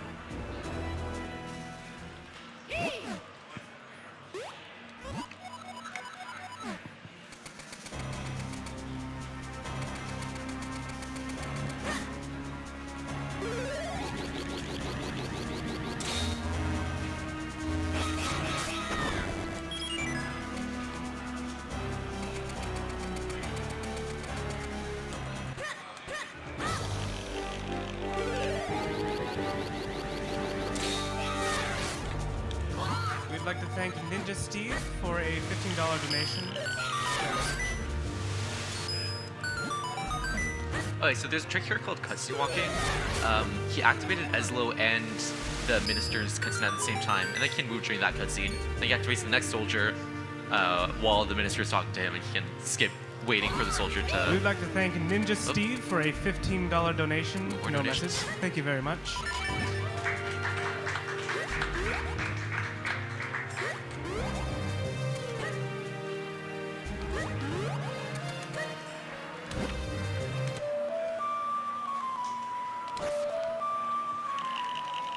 Dark Harrow Castle also has a bunch of Ocarina glitches as well.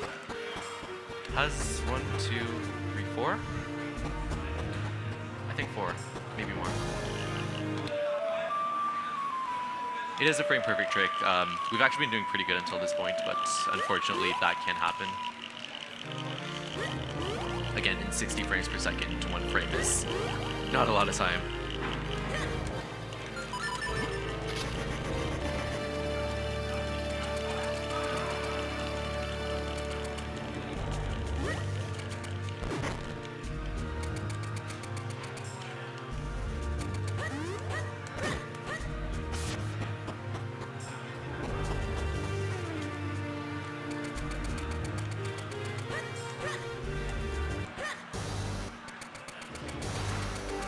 So here we exit and re-enter the dungeon. Oops, what am I doing? And that's the setup for a save word for later. So just when we re-enter, we'll enter back at the start there instead of back at the start of the sanctuary.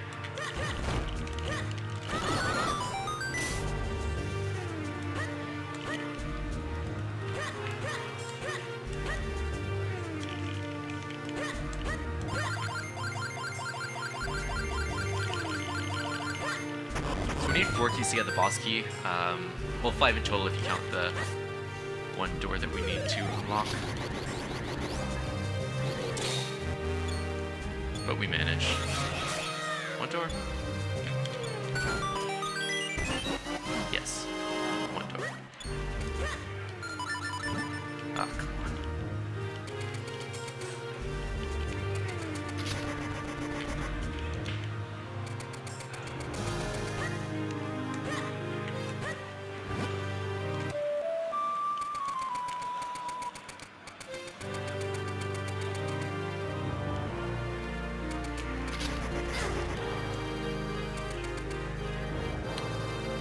So our queue route is always routed the same way. We just get the fastest keys that are the most convenient for us to get.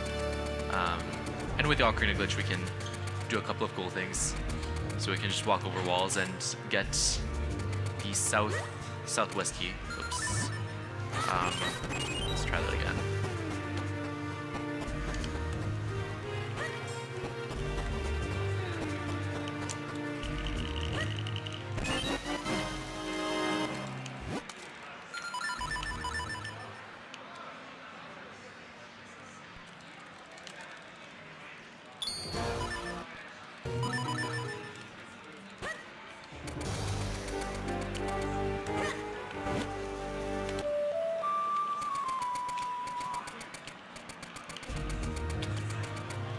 Oh boy. That has not happened in a while.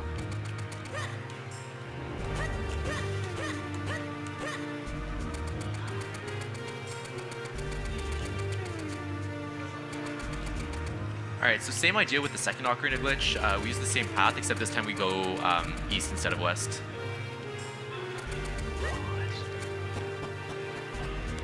I jumped the gun there.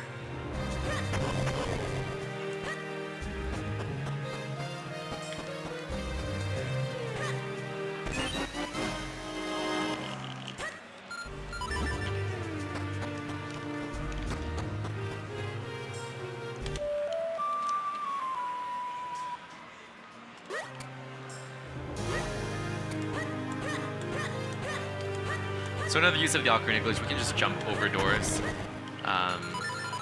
That I'll explain later, but it makes sense, I promise you. And then the doors are a bit different, so the second one's a bit tougher, so you can use a setup for it, which makes it a bit more consistent.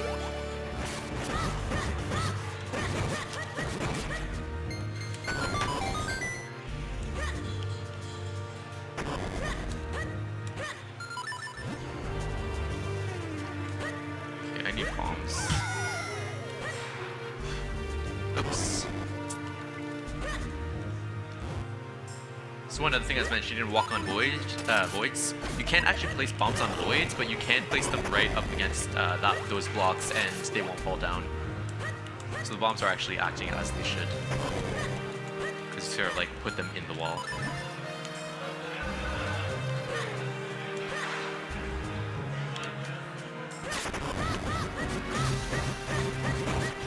And you can still unlock this dark nut. Looks pretty good.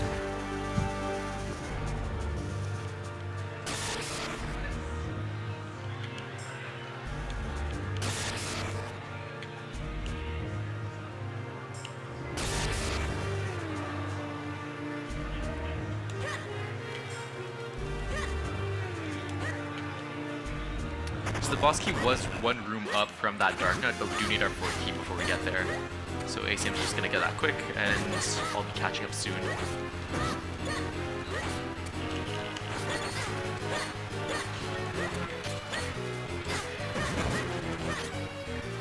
Sometimes the dark nuts don't play nice.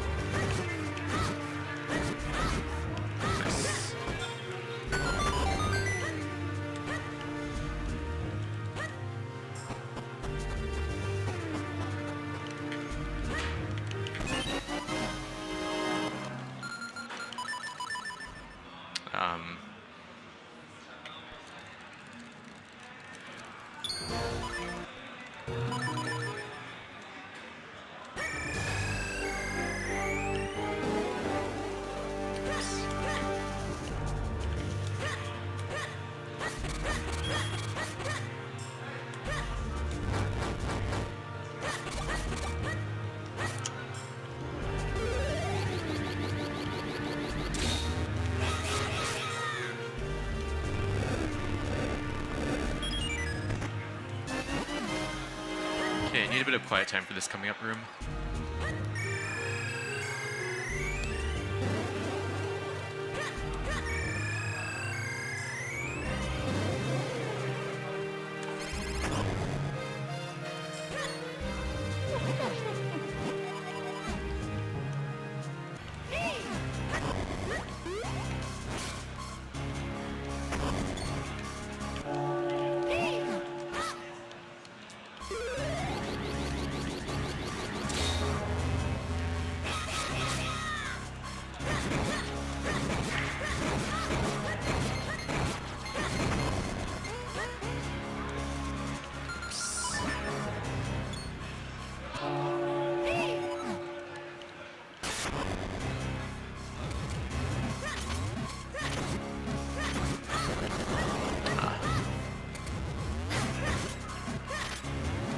So you can actually throw bombs at them, and it does the exact same amount as the sword slash.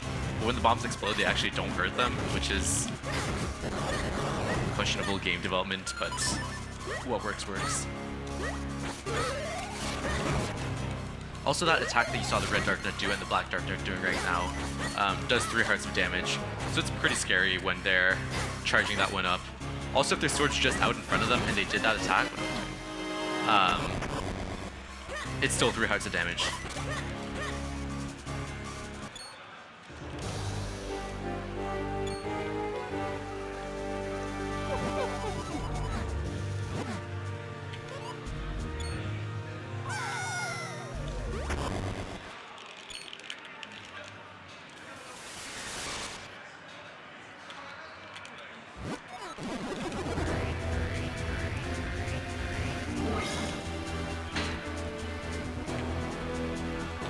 On the final boss.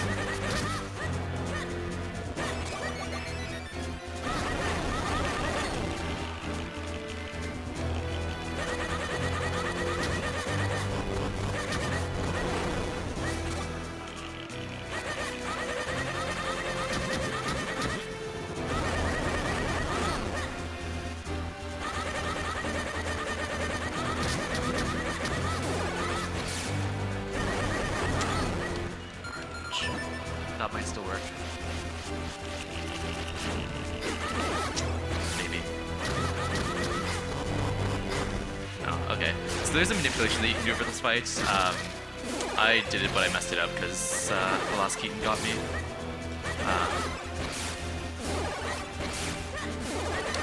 I'm gonna switch to bombs as well.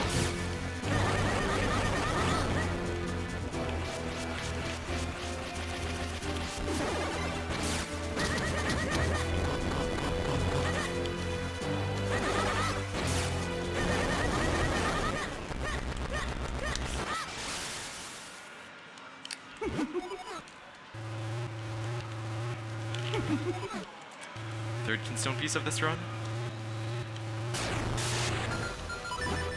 Alright, so I didn't have a chance to explain Body 1, but Body 1's fairly straightforward, just hit its eyes.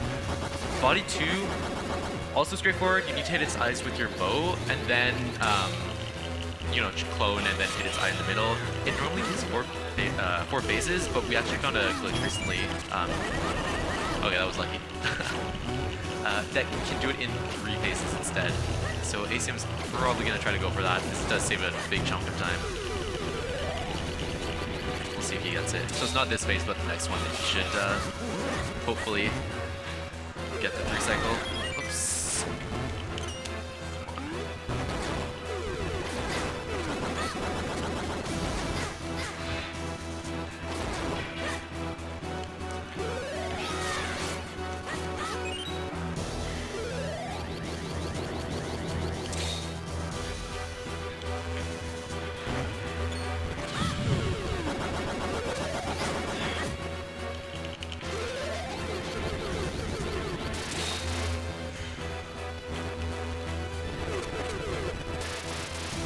That's really unlucky.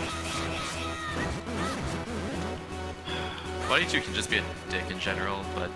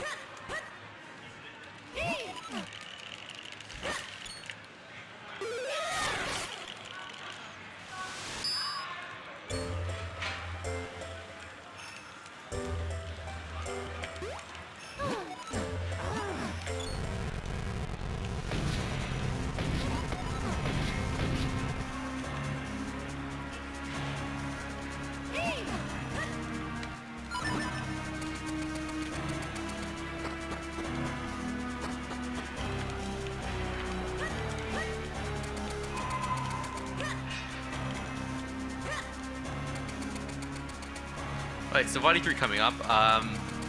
Fairly straightforward, but you can still lose a bunch of time if you're unlucky. So hopefully that doesn't happen.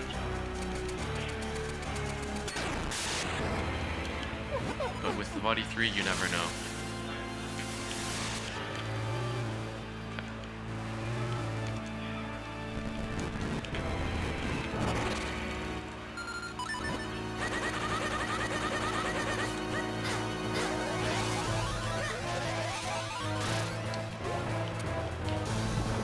It's not very nice. Buddy.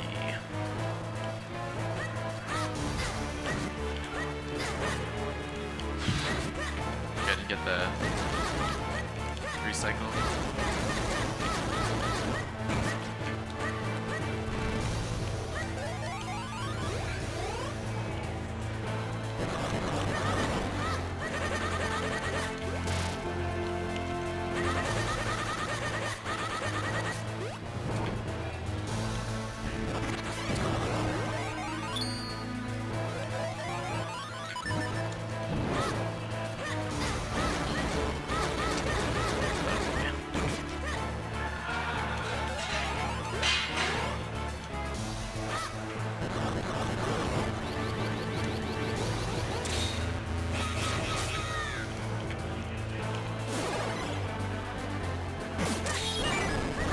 Alright, get ready for time on ASIM's side.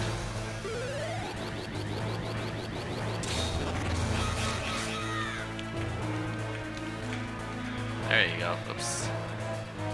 Soon, not yet.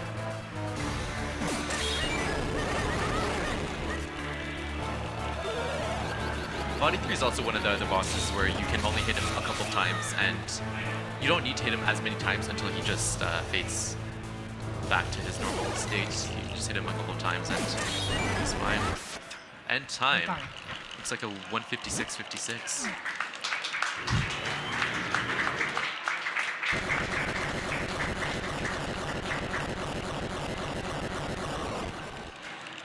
And that is from reset timing, so it's more like 156.50-ish, which is still pretty good. Definitely a good run. It's actually better than my PB, so I didn't have a chance to start, but we'll let that slide for now.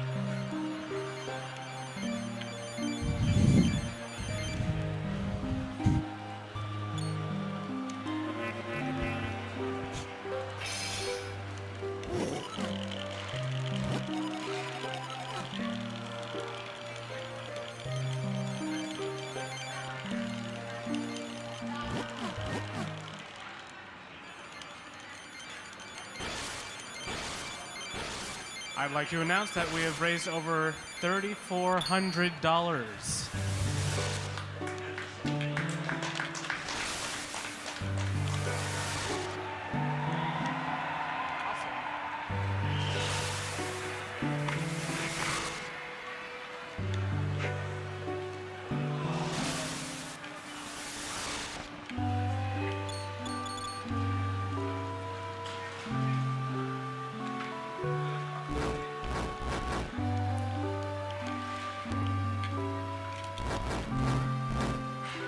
Oops.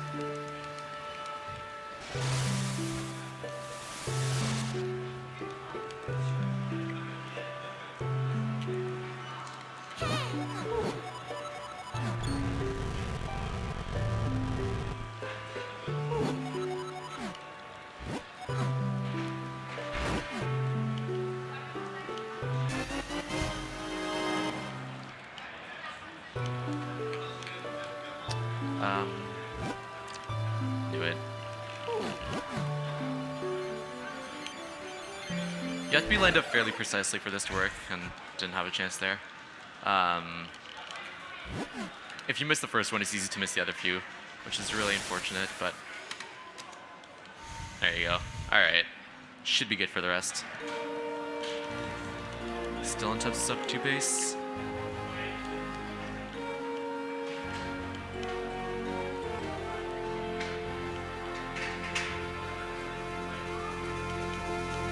Okay.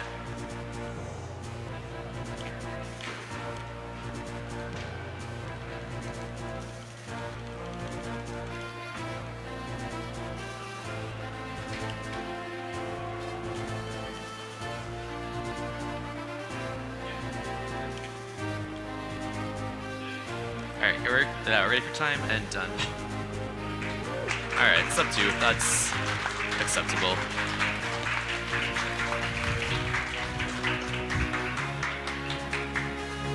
And that was the Minish Cap. I hope you enjoyed.